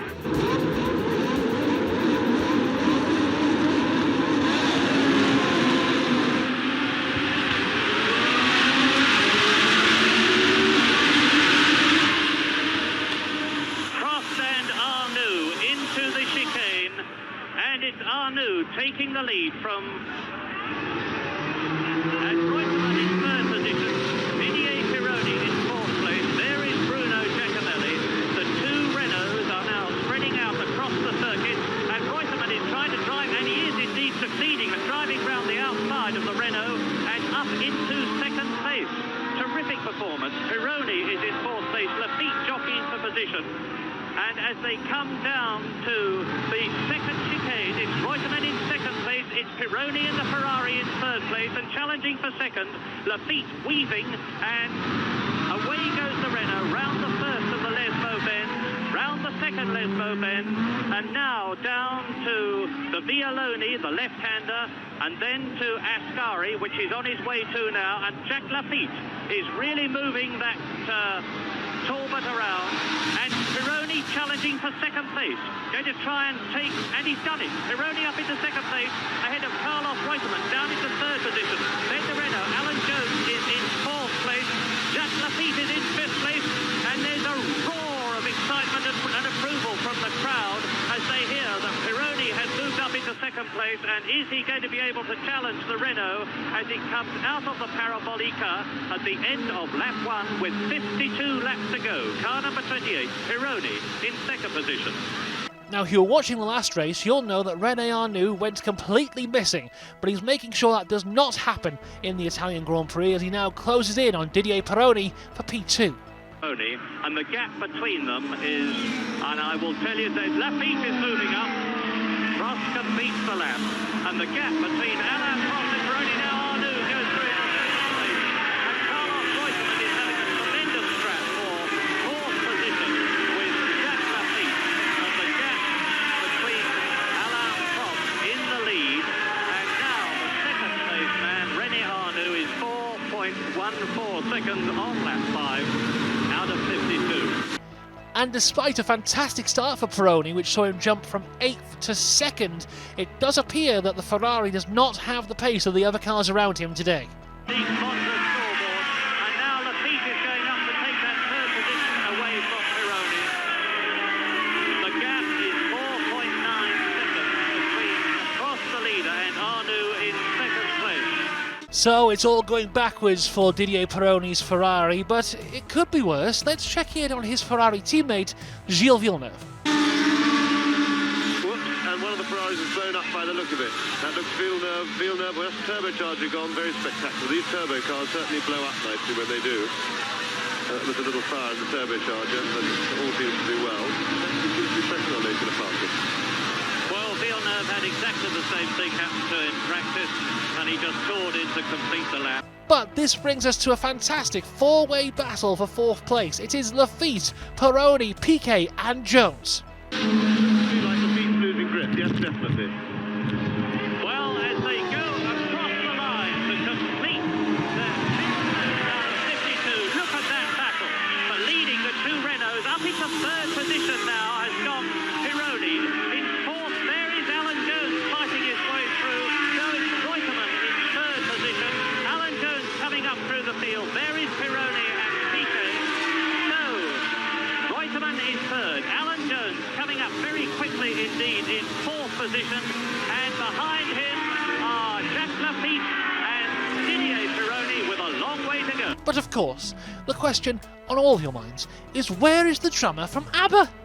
And that is Slim Borgud's ATS, and it has gone off the course, and so has number 26, and that is Jacques Lafitte.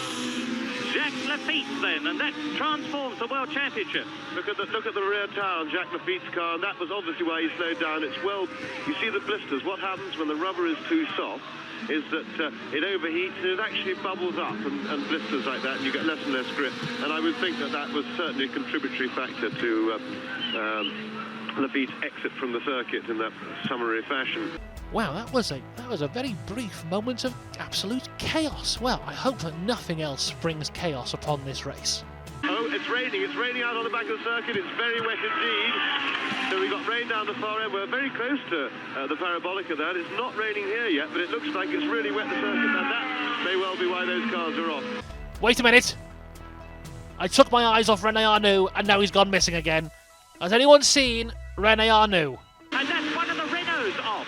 I can't identify it. It's Arnoux. I can tell from the dark overalls as the driver walks away. Oh dear, it seems it's adieu to René Arnoux once again. Anyway, you may remember last time out I wrongly criticised the Alfa Romeo car of being faster with a broken front wing than when it was fixed. That was wrong of me and I do take those comments back.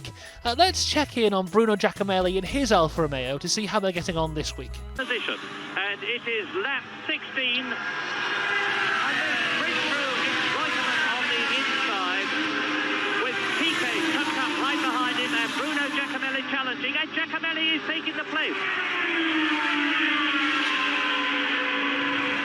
Bruno Giacomelli, the young Italian in the V12 new Alfa Romeo, then is up and right up to the head of that batch. Now, for you Doctor Who fans out there, you may be mourning the loss of Tom Baker as the Doctor, but do not worry, Doctor Who will return in January with brand new Doctor Peter Davidson. Now, in order to promote this new season of Doctor Who, the newly designed Cybermen have been placed at the Italian Grand Prix here in Monza. See if you can spot the Cyberman in this clip here. The end of your race. Nelson Piquet's moving up as well. He's into fourth place now. We've got that little group and they all bunch up around the wet patch. They're heading down to the Parabolica, right? And from one legend of Britain to another, let's discuss John Watson. Currently in 6th place, let's go check in on him. Out of the points at the moment is Carlos Reutemann. There he is, storming along at the back behind John Watson, who loses it. That's John Watson, and a very nasty one indeed. Torn the whole of the back off the car. And that's a very, very bad one indeed.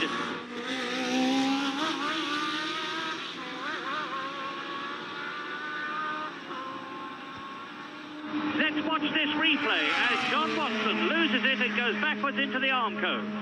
There's a very heavy shunt there. Watson just caught the curb there and he backed it in absolutely square on. And that's a bit of flame as all the fuel lines. Watson's perfectly all right. He's got out of the car and he's walked away. That was just a flash of fuel as the fuel lines broke. And it was, in fact, the back end of the car came off and Reutemann, following there, just avoided it. The very fine...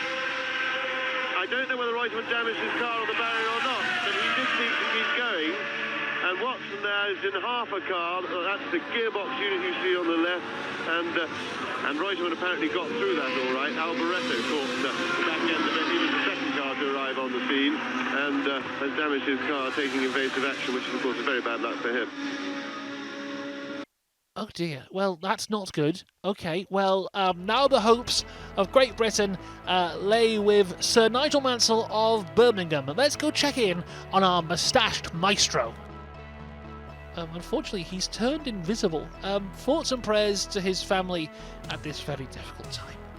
Let's go look now at our top 3. Prost is leading this race and has led every single lap. Jones is in 2nd, but incredibly, it is Bruno Giacomelli who is in 3rd place. This year, he hasn't finished higher than 9th, but he's doing fantastically in this race. Let's go check in on him. And into the pits comes Giacomelli. Well, the man who was in 3rd place. I've said this before this season, but it's beginning to look as though we're going to have very few cars finish the Italian Grand Prix because Giacomelli is effectively out of the running. That puts Carlos Reutemann up another place, and the positions on lap 27, which is the one that we're on now, confirm that Alain Prost is leading from Alan Jones, with Nelson Piquet in 3rd position. Up into 3rd position has gone Nelson Piquet. So let's go have a look at our joint championship leader, Carlos Reutemann. Now, he did tap the wall ever so slightly before while trying to avoid John Watson, but that doesn't seem to have slowed him down as he's now chasing Didier Pironi. Well, watching the battle for 4th position then between Reutemann, who's going to come out of Pironi's slipstream, I think, as they come down the Parabolica and try and take that 4th position away from the Frenchman in the Italian Ferrari. but he won't get round the outside of Didier Pironi. Not there, or if he does, it's going to be absolutely superhuman driving.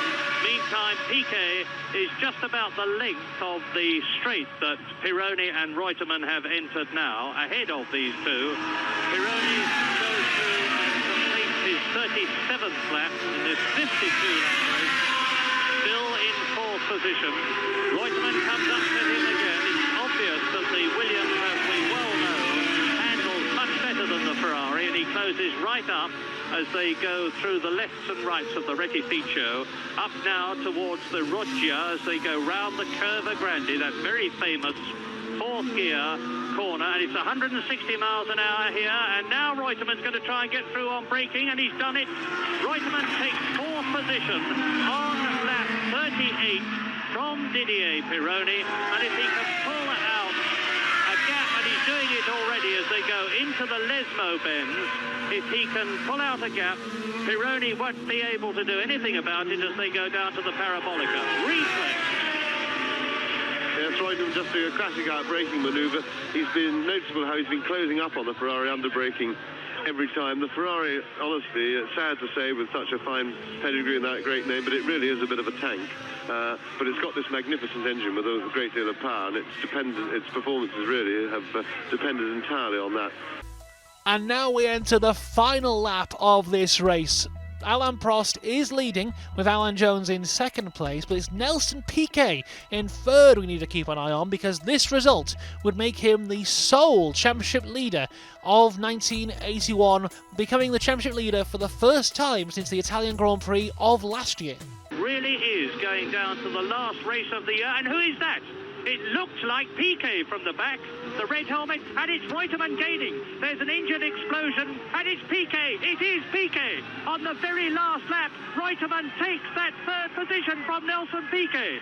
Tremendous drama, and Carlos Reutemann has held his position in the World Championship. And Nelson Piquet, can he finish the last lap? What enormous drama.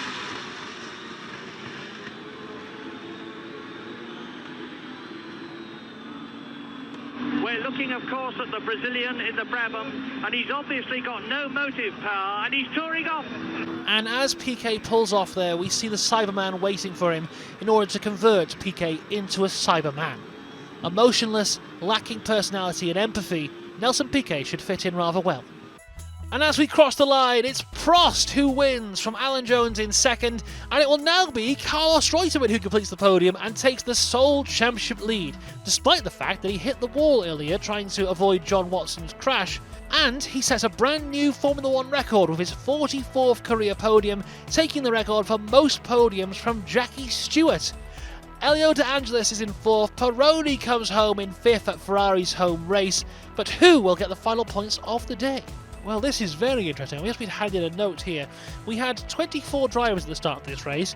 15 of them have DNF'd, and then 3 of them have been lapped, which leaves only 6 drivers who actually made it to the final lap. So whoever is that 6th driver has got the final point of the day, but we're not quite sure who it is. I've just been given another note. The 6th driver is... No. Oh my god. It's the amazing Andrea De Cesaris! Despite everything, the rain, the crashes, the drama, everything, De Cesaris survived. He kept going through it all. He didn't get lapped. He stayed in contention. He stayed in 6th place. And today, at the Italian Grand Prix, the amazing Andrea De Cesaris has doubled his points in the season. The amazing Andrea De Cesaris. Snatching third place as Nelson Piquet retired on the very last lap. Fourth at the end, Elio De Angelis ahead of Didier Pironi, with Piquet being classified 6th and Brian Henton 10th in the Tolman. God damn it! So, the final point actually goes to Piquet because no one knows where De Cesaris actually is. That was the Italian Grand Prix. We'll see you next time. It's the penultimate race of the season. It's in Canada. We'll see you there. Prince Charming by Adam and the Ants is still the UK #1. The biggest film in the world is Chariots of Fire. And in the news this week, Ric Flair has beaten the American Dream Dusty Rhodes to become the World Heavyweight Champion. That'll never work. And anyway, it's time for the Canadian Grand Prix of 1981! And it's a wet one. But before we get to the race itself, there is some news circulating the paddock this week as Alan Jones, the 1980 Formula 1 World Champion, has announced his retirement, meaning that the next race at Caesars Palace will be his final one. But as one door closes, another one opens, and there is speculation around the McLaren team as rumours have started to come out that former two-time Formula 1 World Champion Niki Lauda has been spotted testing the McLaren car at Donington Park, with rumours of him coming back to Formula 1. But if Niki Lauda was to come back to Formula 1 and with the McLaren team, that does leave McLaren with an incredibly difficult choice because they will have to drop one of their two drivers. So they would have to either drop John Watson, who took a brilliant win earlier this year at the British Grand Prix, or they would have to drop the amazing Andrea De Cesaris. So a very, very difficult choice coming for Ron Dennis on who they want to replace with two-time Formula 1 World Champion Niki Lauda. But back to this race itself, and for the first time since the Spanish Grand Prix, we'll find I'm going to sneeze. Oh, God. But back to this actual race itself, and for the first time since the Spanish Grand Prix, we will not find any Renaults on the front row. Instead, we find our championship protagonists. Nelson Piquet is second in the championship by just 3 points, but he starts this race from pole position. Alongside him is championship leader Carlos Reutemann. Alan Jones is third, then we have Prost in fourth. Incredibly, it's Nigel Mansell in fifth, only the second time in his career that he starts in the top 5. It's go, and Alan Jones is coming through. He's right behind Reutemann. Reutemann's leading into the first corner, and Jones and Reutemann are ahead of Piquet, and right up alongside them is Nigel Mansell in the Lotus. And then a great ball of spray surging round the circuit. It must be absolute hell for the cars behind the leader, which is now Alan Jones, followed by Piquet, followed by Reutemann. Then there is Alain Prost, and then the midfield men going through, and that's Pironi. Pironi's lost it, and off the course goes Arnoux, and slam, bang, into the Armco goes the unfortunate René Arnoux, out of yet another Grand Prix in his turbocharged Renault, almost before the race had started. Bitter luck, but it's Alan Jones leading on lap 1. Piquet's second. There is Reutemann in third position, Prost fourth, and De Angelis is in fifth position. And there is Didier Pironi and Riccardo Patrese last as Reutemann goes through. Prost, De Angelis, Rebac, Mansell, Lafitte, John Watson. And this looks like a replay. Yes, it's a replay. Let's see what happened to René Arnoux. Watch Pironi. He's been nudged. He's lost it. Arnoux could not possibly avoid him. John Watson goes through in the background. Arnoux splashes off the circuit, slams into the Armco, and already his race is run. And he's trudging back to the pits as Alan Jones leads. Now, as I said, this is Alan Jones' penultimate race of his career, and he comes into it carrying quite a serious injury as we hand over to Murray Walker to explain. And Alan Jones, by the way, is still driving with a broken little finger on his right hand after a traffic altercation before the Italian Grand Prix, which he had in Monza. Bit of a punch-up between him and two drivers about who was entitled to have taken the corner. And it's Patrick Tambay. That's Tambay off, the man who was in 8th position, and he will have lost several places. Yes, look at them going through. So Patrick Tambay must be down to about 12th position as he rejoins the circuit. And you can see, therefore, how slippery it is. And it's not all plain sailing for Alan Jones here, as Piquet has started again. Spray from his front wheels won't be hitting his visor, but Nelson Piquet is in fact just driving along in a solid ball of spray, and he's out of it. Nelson Piquet's out of it, and he's through. Incredible, beautiful manoeuvre. Nelson Piquet takes the lead. Alan Jones is dropping back then, And now Prost is through, out of our sight. Prost is through into second position, and he's alongside Piquet, he's challenging for the lead. In a couple of 100 yards, Alain Prost has gone from third to second, and now he's in the lead, and Jones is back to third, and Lafitte is third. Well, what an amazing, just a few 100 yards. Alan Jones has gone down from first to fourth. Prost has gone from third to first. Piquet is still second, having held the lead, and Jacques Lafitte has moved past Alan Jones, is in third position, and the Australian world champion is now fourth, and there is number 4, Michele Alboreto, the Italian in the Tyrrell, who stopped, and Patrick Tambay is out. Well, 2 or 3 minutes of incredible incident. So Piquet there went from second to first to second to third, but at least he is still in the top 3 and on for a podium finish. And now Villeneuve is right up with Nelson Piquet, and he's through. Is he? Is he? Watch the turbo. This is where the power will go down. And Villeneuve, with the psychological charge of the whole of Canada behind him, the French-Canadian goes through and passes Nelson Piquet and is therefore up into third position. As we look now at the front of the race, it's time to focus on Jacques Lafitte. He won in Austria and has been on the podium 6 times this year. Only 1 time this year has he finished a race and not been on the podium, and that consistency has put him unexpectedly in the title hunt as we get close to the end of this year. He's currently 15 points behind Reutemann and will need to be within 9 points of championship leader at the end of this race if he wants to be in contention for the series finale. Had the news that he's on the wrong tyres, as is Reutemann, but Lafitte and Prost most certainly are not on the wrong tyres, nor is Villeneuve. There he is, still in third position. And we've also had the news that this is definitely Lafitte's leading. Lafitte's through. Lafitte's through. The 4th leader, and how easy Jacques Lafitte made it look. First of all, Alan Jones led. Off goes Mario Andretti, trying to rejoin the circuit in his Alfa Romeo powerboat. Just look at the water. Look at his front wheels splashing through as he struggles to get back onto the tarmac and get some wheel grip.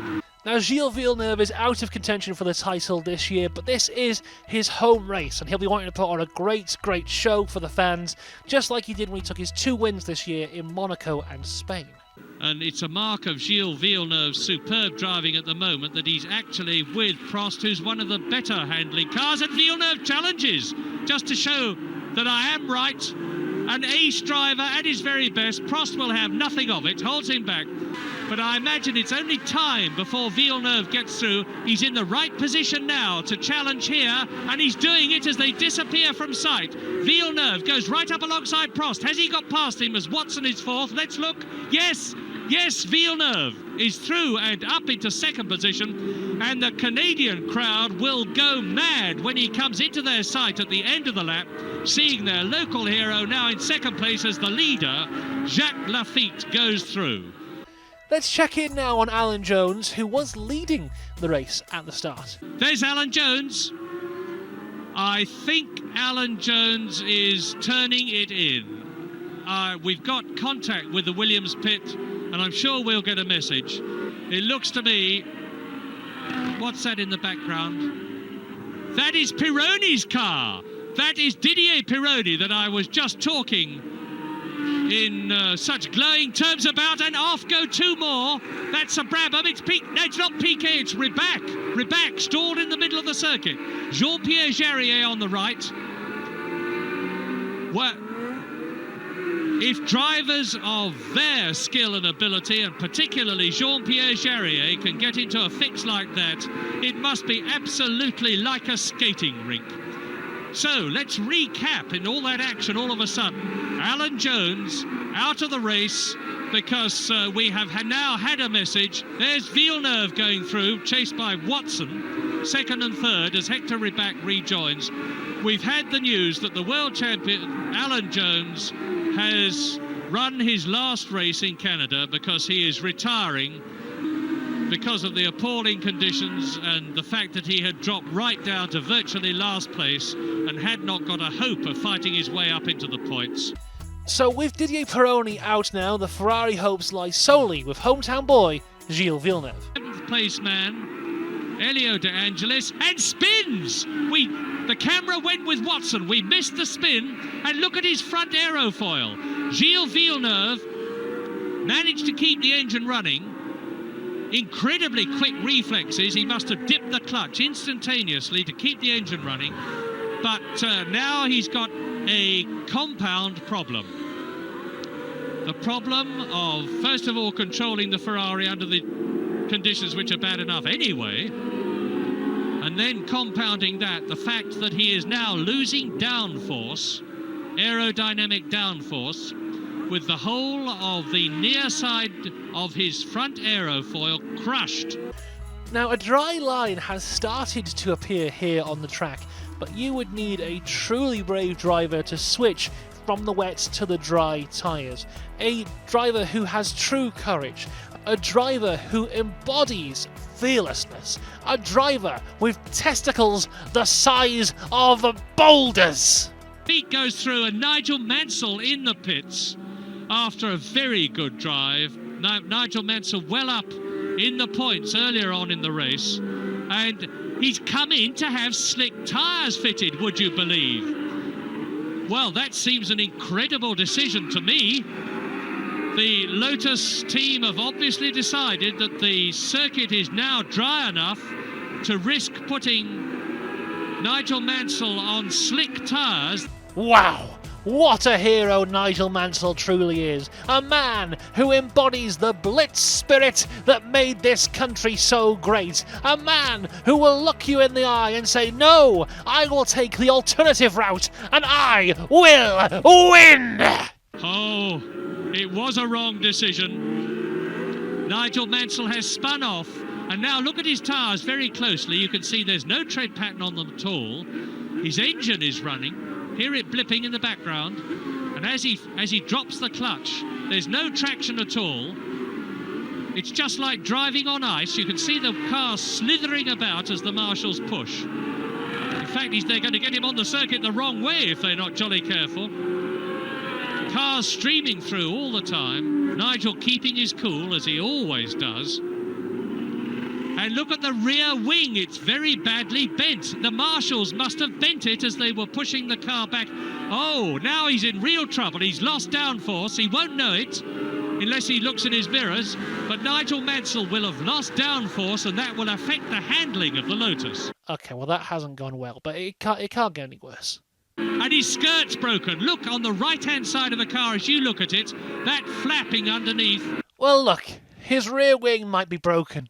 His skirt might be broken, but has he given up? No! That's the blitz spirit of Nigel Mansell, to look you in the eye and say, yeah, I may be hurt, but I'm not dead, and I will carry on! And there's Alain Prost coming up to lap him, the 4th place man, and he's hit him! Alain Prost in 4th position hits Nigel Mansell. And Nigel Mansell goes on, there's a piece missing from one of the cars, and Alain Prost, 3 times Grand Prix winner this year, well in the points in this Canadian Grand Prix, 4th position, 3 points, and he's out, furious. Oh, he must be absolutely livid, Alain Prost, because that was certainly not his fault. Nigel Mansell out of the car. Looks as though he's got...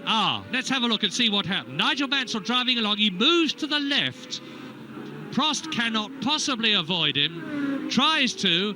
Look at the way Prost looks to see which way he's going. Nigel Mansell spins off, hits both ends of the car, front and rear against the Armco. Keeps going, but the front is off Prost's car. He's out of the race. And there's another bitter disappointment as we rejoin the front of the race to see Jacques Lafitte, the race leader. God damn it! Well, God, it's time for the amazing Andrea de Cesaris. The amazing Andrea de Cesaris. Leading, and he's up to the 6th position. He's up to the battle with De Cesaris, and De Cesaris going through to take 5th, and he hits Piquet. Well, another wild manoeuvre by De Cesaris, which darn nearly took Piquet in 5th position out of the race and might well have taken the race leader, Jacques Lafitte, out as well. And I wonder, replay, that's good. Now, Piquet on the outside is harpooned by De Cesaris. De Cesaris spins off, Jacques Lafitte backs off and avoids him. De Cesaris drives on and he's going to try and get back on the circuit. And now Jacques Lafitte is up to the 5th place man. He has lapped everybody up to 5th place. The amazing Andrea De Cesaris. Well, this is going great. Shall we go back to Villeneuve? Lotus is now up into 6th position, and look at Villeneuve. What a deterioration in his situation, because that spoiler is now blocking his sight, and it will be a big question of whether the Canadian officials will have the courage to risk being lynched by bringing French-Canadian Gilles Villeneuve in through possibly being a danger on the course, because he certainly can't see properly with that spoiler sticking up in front of him. He must be driving the car by looking at the sides of the circuit. And for that matter, will Gilles voluntarily come in, or will he still go for 3rd? That is a silly question, because Gilles Villeneuve will never voluntarily give up, and off comes the wing, and he immediately had the car half spin as the wing came off and affected the balance and handling of the car. But now, paradoxically enough, with that spoiler off, things will be much easier for Gilles Villeneuve. And it looks to me, let's have a look again. See the wing dragging. Now he brakes, the front of the car dips down and therefore nudges the wing up. Watch it carefully. Down goes the front of the car when the brakes go on, up goes the wing. The wind, the force forward movement of the car and the wind pressure blow it safely out of sight. Gilles puts on full right lock, controls the car magnificently, holds his 3rd position, and into the last lap with Jacques Lafitte having lapped Michele Alboreto, and with John Watson only about 3 or 4 seconds behind him, the virtually certain Canadian Grand Prix winner of 1981, Jacques Lafitte. And as we cross the line, Jacques Lafitte wins and moves within 6 points of the championship leader, which means he can still become world champion as we go into the final race. John Watson is 2nd. Gilles Villeneuve stays on track despite no front wing and gets 3rd place in his home race. Bruno Giacomelli is 4th in the Alpha. Piquet is now 1 point off Carlos Reutemann in the championship. Then it was Elio De Angelis in 6th. But despite Reutemann finishing 10th and Alan Jones not finishing the race, it is now mathematically impossible for any team to get close to Williams in the Constructors' Championships, which means they are the Constructors' Champion of 1981. Next time out, it is our championship finale at Caesars Palace, where the world champion will be crowned. It is Reutemann versus Piquet versus Jacques Lafitte. We'll see you there. And there, Jacques Lafitte taking the Marseillaise, and that wonderful smile of his. Jacques Lafitte on the podium, and as he and John Watson and Gilles Villeneuve spray the champagne, the scene is set for October the 17th, the last World Championship Grand Prix of the year on the new circuit at Caesars Palace, Las Vegas, and we hope you will join us to watch what is going to be a very stirring race. It's My Party is the UK #1 single. Chariots of Fire is still the biggest film in the world. And in the news this week, crazy George Henderson has created a new kind of audience participation technique he's calling the wave. So important, I think, if the people have a good time and they don't get the rowdy things, that don't try to injure people or do things that create difficulties for the people that are alongside them that are trying to have a good time. Baseball's supposed to be a fun game. You keep on being crazy, Crazy George, because that will never catch on. Meanwhile, here we are. It is our season finale. I've got my season finale tie on. It's time for the Caesars Palace Grand Prix of 1981. Now, although it is our season finale here this week, we actually have to be quite quick because once this is over, they're showing a rerun of Tinker Tailor Soldier Spy. I've never seen it, I hear it's quite good, and we can't overlap with that program. So, without further ado, let's just go to the start because we can't run over. So, Carlos Reutemann leads the championship by just 1 point from Nelson Piquet, but Jacques Lafitte is also in contention for the world title, but it will be a bit of an uphill battle for him as he's 6 points behind, so would need to finish at least second, and would also need both Reutemann and Piquet to not score any points. So, as we go down to the grid, we can see it is championship leader Carlos Reutemann who's on pole, with Alan Jones in second place for his final race, and he's made it very clear he will not be helping his teammates win the championship after the team orders drama at the start of this season. Villeneuve has got his best qualifying results since Austria as he starts in third. Nelson Piquet will start in fourth, and the other championship contender Jacques Lafitte is all the way down in 12th. Well, away go the cars on this very tight, twisty, artificially made circuit, as we've said so many times, in the car park at Caesar's Palace. They managed to cram in a 2.2-mile track into no distance at all. That's an aerial shot we're getting. Now back to the cars. Most of the corners are second and third gear corners. They're very, very tight, but they open out quite widely. The average speed is just over 100 miles an hour in qualifying, so it's not too slow, the track.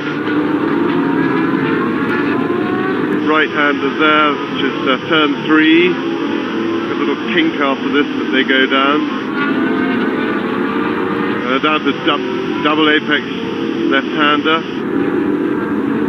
This shot is from the roof of the hotel, looking down, which is, funnily enough, rather better than the grandstand seat. It's probably the best place to watch the race from. Get a terrific view from on top of the hotel or a room high up, whereas they've got terrific safety precautions here. They've got concrete walls all around the track, but it makes it a little bit difficult for spectators to see because, of course, the walls are taller than the cars. You don't actually see any walls there, but in the background there with those advertising signs. The cars, that's an example of how difficult it is to see over the walls. That looks like Alan Jones, there's Reutemann just warming up his tires, giving it a little bit of a squirt around there, trying to get some temperature in the tires because they get stickier as they get hotter, and it's important to try and get them as warm as possible.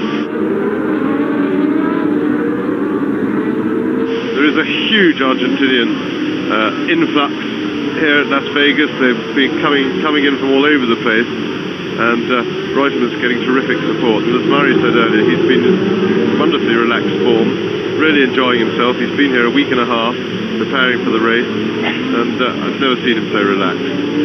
Nelson Piquet just had a shot at him there, fourth car in the picture, who's struggled a little bit in practice. He had trouble with a stiff neck from the G-forces, and he went to get a massage in the Caesar's Palace Hotel, and he got their expert masseur there who does all the boxers and things like that when they have the big fights. The guy did him such a mischief that Piquet's stiff neck was all right, but he had bruises all the way down his back and was in quite considerable discomfort yesterday. In fact, had to go to a doctor for treatment to recover from his massage. Well, up they come to the grid now, and this start is going to be absolutely vital. There are 4 men in particular out of this 24-man entry going for 9 points for a win. Alan Jones, who is down in the championship, no chance of winning. Carlos Reutemann and Nelson Piquet, both of whom could, of course, as you well know, win. And Jacques Lafitte, notwithstanding the fact that he's way down in 12th position on the grid, and he actually qualified in Patrick Tombé's car. Patrick Tombé, the man who's been fired from the team, and away they go. Look at Villeneuve. It's Alan Jones taking the lead. Villeneuve in second position, and Villeneuve making all that he can out of the turbocharged Ferrari power. And thank heavens they have all got round their critical first corner safely, with Alan Jones, the Australian, in his last Grand Prix, leading as they surge through round turn 1, then away into fourth gear, round turn 2, the left-hander, down onto the long sweeping right-hander at turn 3 and see the lead as Alan goes into turns 5 and 6 with Villeneuve in second position. Now, Alan Jones is in a tremendously determined mood. His broken finger has mended, and there is Jarrier's car out of the race already. The Ocella of Jean-Pierre Jarrier, who qualified just in practice, and he's obviously had some sort of a problem at the start and is out of the race. Meantime, Alan Jones is very much in it.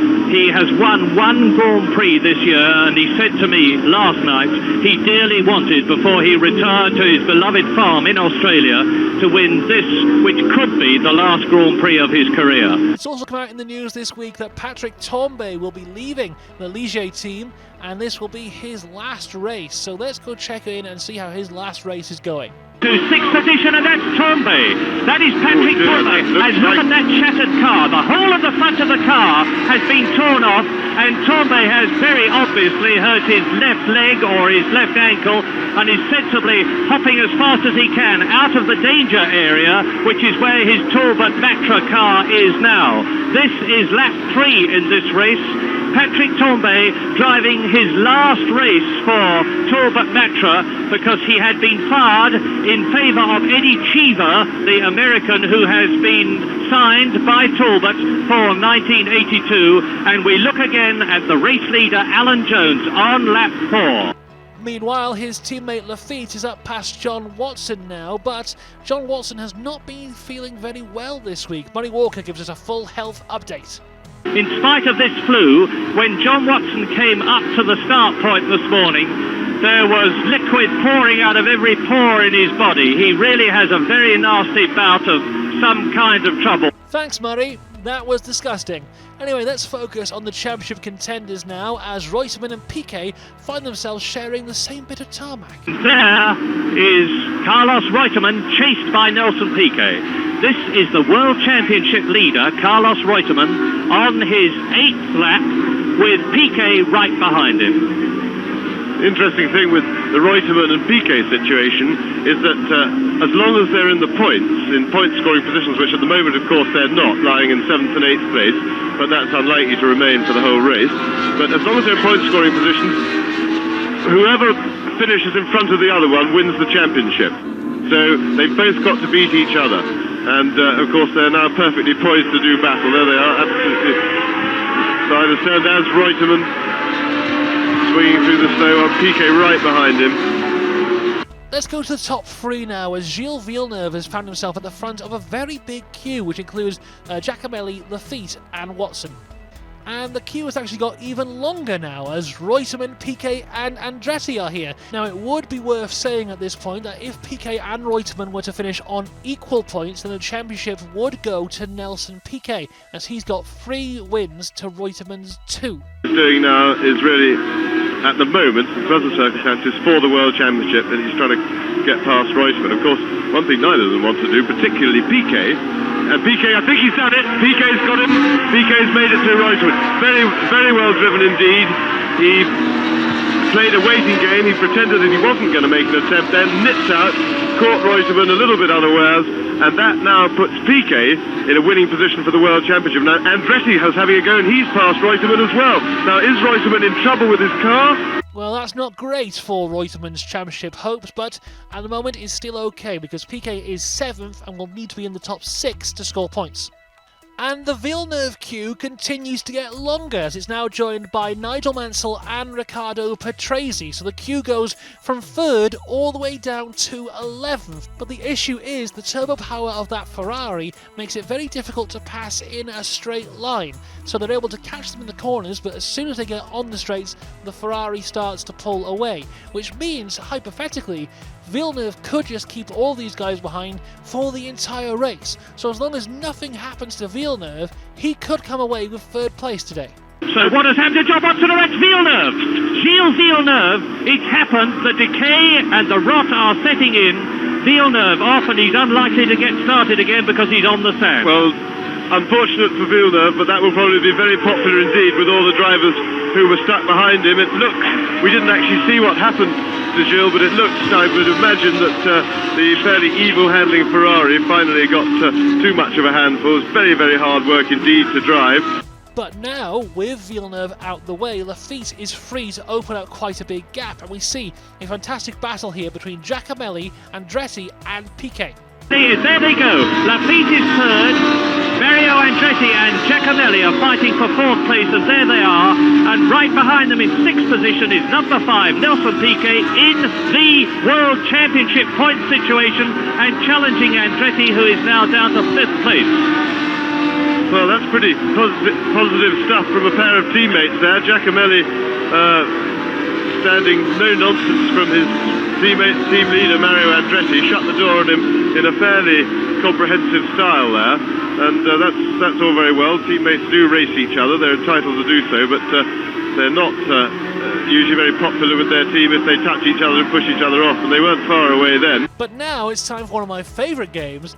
Guess who's just DNF'd? Is Riccardo Patrese, then lapped, and there's some... It's Watson or Andretti. It's difficult to tell by the helmet.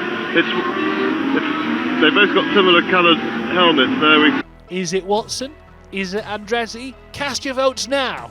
A rather unfortunate caption. It must have been Watson, because that's Andretti out there running now. So that looks like Watson has made error or gone off for some reason. Is out of the running. A great shame, because he was running very well.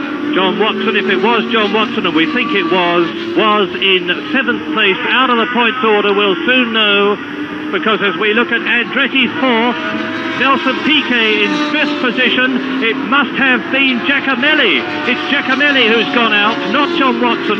Wait a minute, I can see here that Giacomelli is still in the race, so I don't think it's Giacomelli.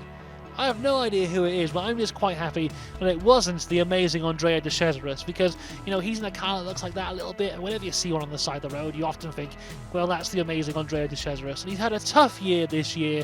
The rumour is he's being replaced by Niki Lauda. I just want him to finish the last race of the season. Andrea de Cesaris obviously out of the race. Again. God damn it!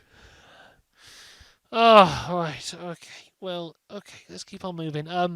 John Watson's just come into the pits. That pushes Reutemann up to 6th, but it would still mean that Piquet takes the championship by just 1 point. And now Mario Andretti is out of the race. And now Murray Walker told me before, he has been practicing an impression of Mario Andretti all year. We're going to hear it right now. Across to you, Murray. Having a look to see what's happened to what he would describe as that goddamn rear wheel, I'm sure. Very good, Murray. Very, very good. But what's happened to Alain Prost? Into the pits comes Alain Prost.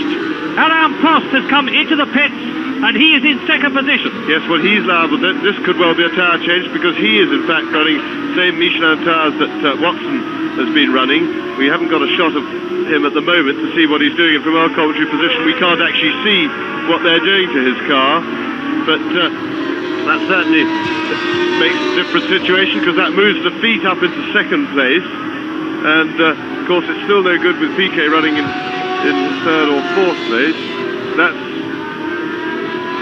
And Nigel Mansell has moved ahead of Carlos Reutemann, as out of the pits goes Alain Prost, and he's going to be in about 8th position when he exits the pits, I think, maybe even behind Carlos Reutemann. So, as we enter lap 33, Alain Jones is still in the lead where he has been since lap 1. Lafitte is 2nd, Piquet 3rd, Mansell 4th, Reutemann 5th, and Prost is in the last points-paying position, and Piquet is still leading the championship. Although Prost has got quite some speed at this point in the race. It's Reutemann, and he's got Prost right behind him. Carlos Reutemann is in 4th position. 5th position, behind Nigel Mansell. So that means to say in 6th position will be Alain Prost, who's coming very, very close to Reutemann. And there's no question of that Renault not handling. Look at the way it goes, and look at the way he just surges past Carlos Reutemann. In a head-to-head situation against Carlos Reutemann. And there is the answer. Piquet gives way and lets Alain Prost through up into 3rd position as Alan Jones completes his 43rd lap ahead of them. Well, Prost is doing incredibly here and is now catching the back of P2. I do hope our excellent cameramen do not miss his overtake for second place. And there you look across the circuit, and I can tell you, I hope they give us a shot of this. I'm sorry to keep talking out of picture, but there's some exciting things happening which you must know about, and this is that Alain Prost has just caught and taken, as our cameraman goes berserk to find him, Jacques Lafitte in the Torba Matra, and there you have the new second place man, and see the way he is pulling away from Lafitte. This could be the tyre problem that James was hypothesising, because Lafitte is definitely dropping back from Prost, who is now second, and we look at Bernie Ecclestone. Yes, well, I think, in fact, what's happened is that Prost, who was quicker than Lafitte anyway early in the race, and now aided by having a newer set of tyres, is going quicker rather than Lafitte actually going slower, because Lafitte is holding his gap very much to Piquet and the people behind him. So I don't think Lafitte is in any sort of trouble. I think it's just that Prost is really charging. He's having a fabulous season, Alan Prost. He's a real charging driver, and he's also very, very steady, makes very few mistakes. Wow, so Prost, what he's done here, at the start of the race he started on one set of tyres, pushed those really hard to gain an advantage, then pit for a new set of tyres, and has pushed those really hard as well, and is now past people who've been on the tyres that they started on the race.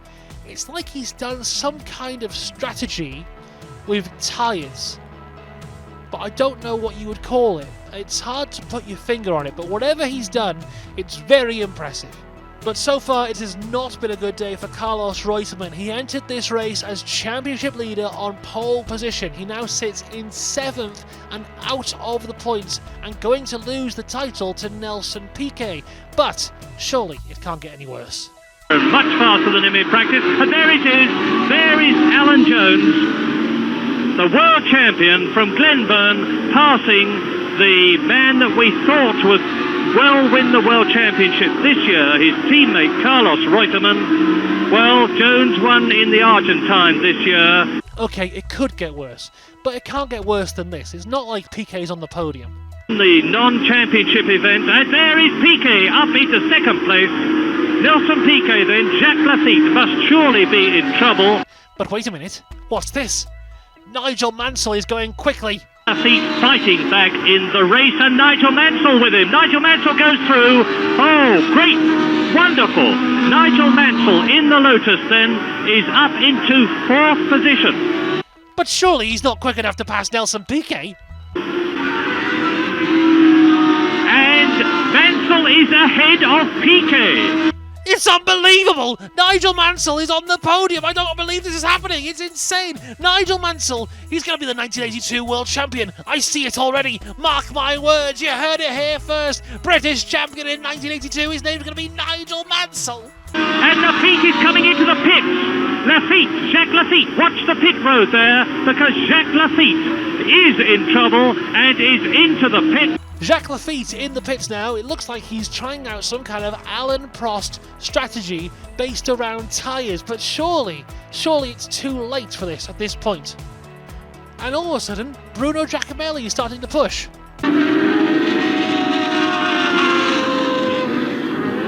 Giacomelli just going past Nelson Piquet there, and he's moved him up a place, but of course Nelson Piquet is not worried so long as he finishes in the points. That's all he needs. And we have to go across to Murray now, who's got a very important update for us.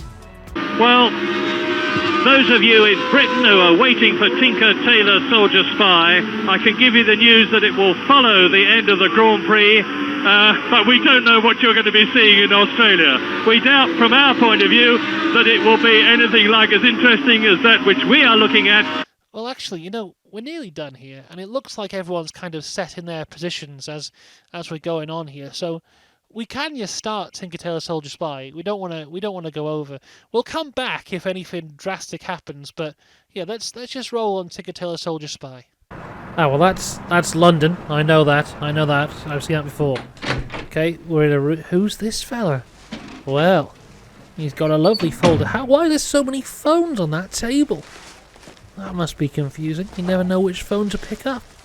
Well, the one that's ringing, I imagine. Anyway, oh, he's got a folder, and inside the folder, it's another folder. That isn't a third folder, though. He's got his papers ready. This man is prepared. Check the time. 11:30. Lovely. Have a drink. Oh, he's got a friend. It's Nigel Mansell! My goodness! Nigel Mansell making a cameo appearance on Tinker Tailor Soldier Spy.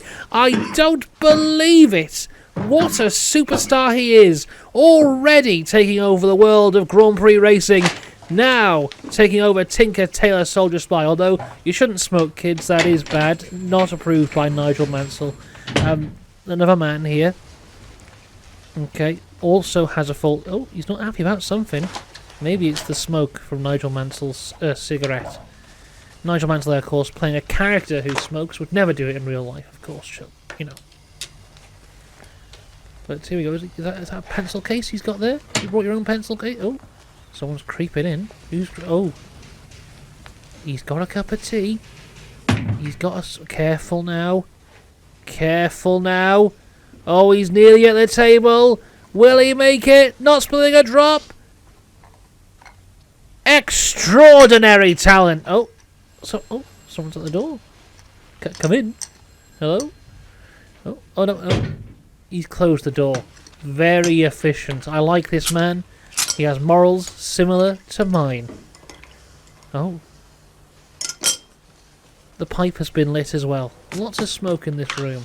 Right. We shall start. Wow, that was really good. I enjoyed that. Oh, the race is over. Oh my god. Alan Jones wins the race after leading every lap of his final race. Jim Clark is the only other world champion who has won their final race they competed in. So Jones now in a very exclusive club. As long as he doesn't come out of retirement in 4 to 5 years' time and then have a string of DNFs before DNFing in his eventual final race, then he'll be in this club forever. But I doubt that would happen. Alain Prost comes home in second, and it's Bruno Giacomelli in third place. He must have passed Mansell whilst Mansell was appearing in Tinker Tailor Soldier Spy, as Nigel Mansell comes home in fourth. So that is Giacomelli's first ever podium. Nelson Piquet is fifth, Jacques Lafitte is sixth and gets the final points, Watson is seventh, and Carlos Reutemann is eighth. So with that, Nelson Piquet becomes the 1981 Formula One World Champion. Brabham produced a world champion for the third time after Denny Hulme in 1967 and Jack Brabham himself in 1966. Carlos Reutemann will have to settle for second in the championship by just 1 point. And third place in the championship goes to Alan Jones with Lafitte fourth and Prost fifth. There's the confirmation. There is the world champion. All around him, his team, the flags of Brazil. There's a lot of his Brazilian supporters here. And everybody here at Las Vegas, as I am sure all around the world, hails the world champion, Nelson Piquet, and of course, the race winner, Alan Jones. So there you go, that is the 1981 Formula One season in the books. I will see you next time for the 1982 Formula One season.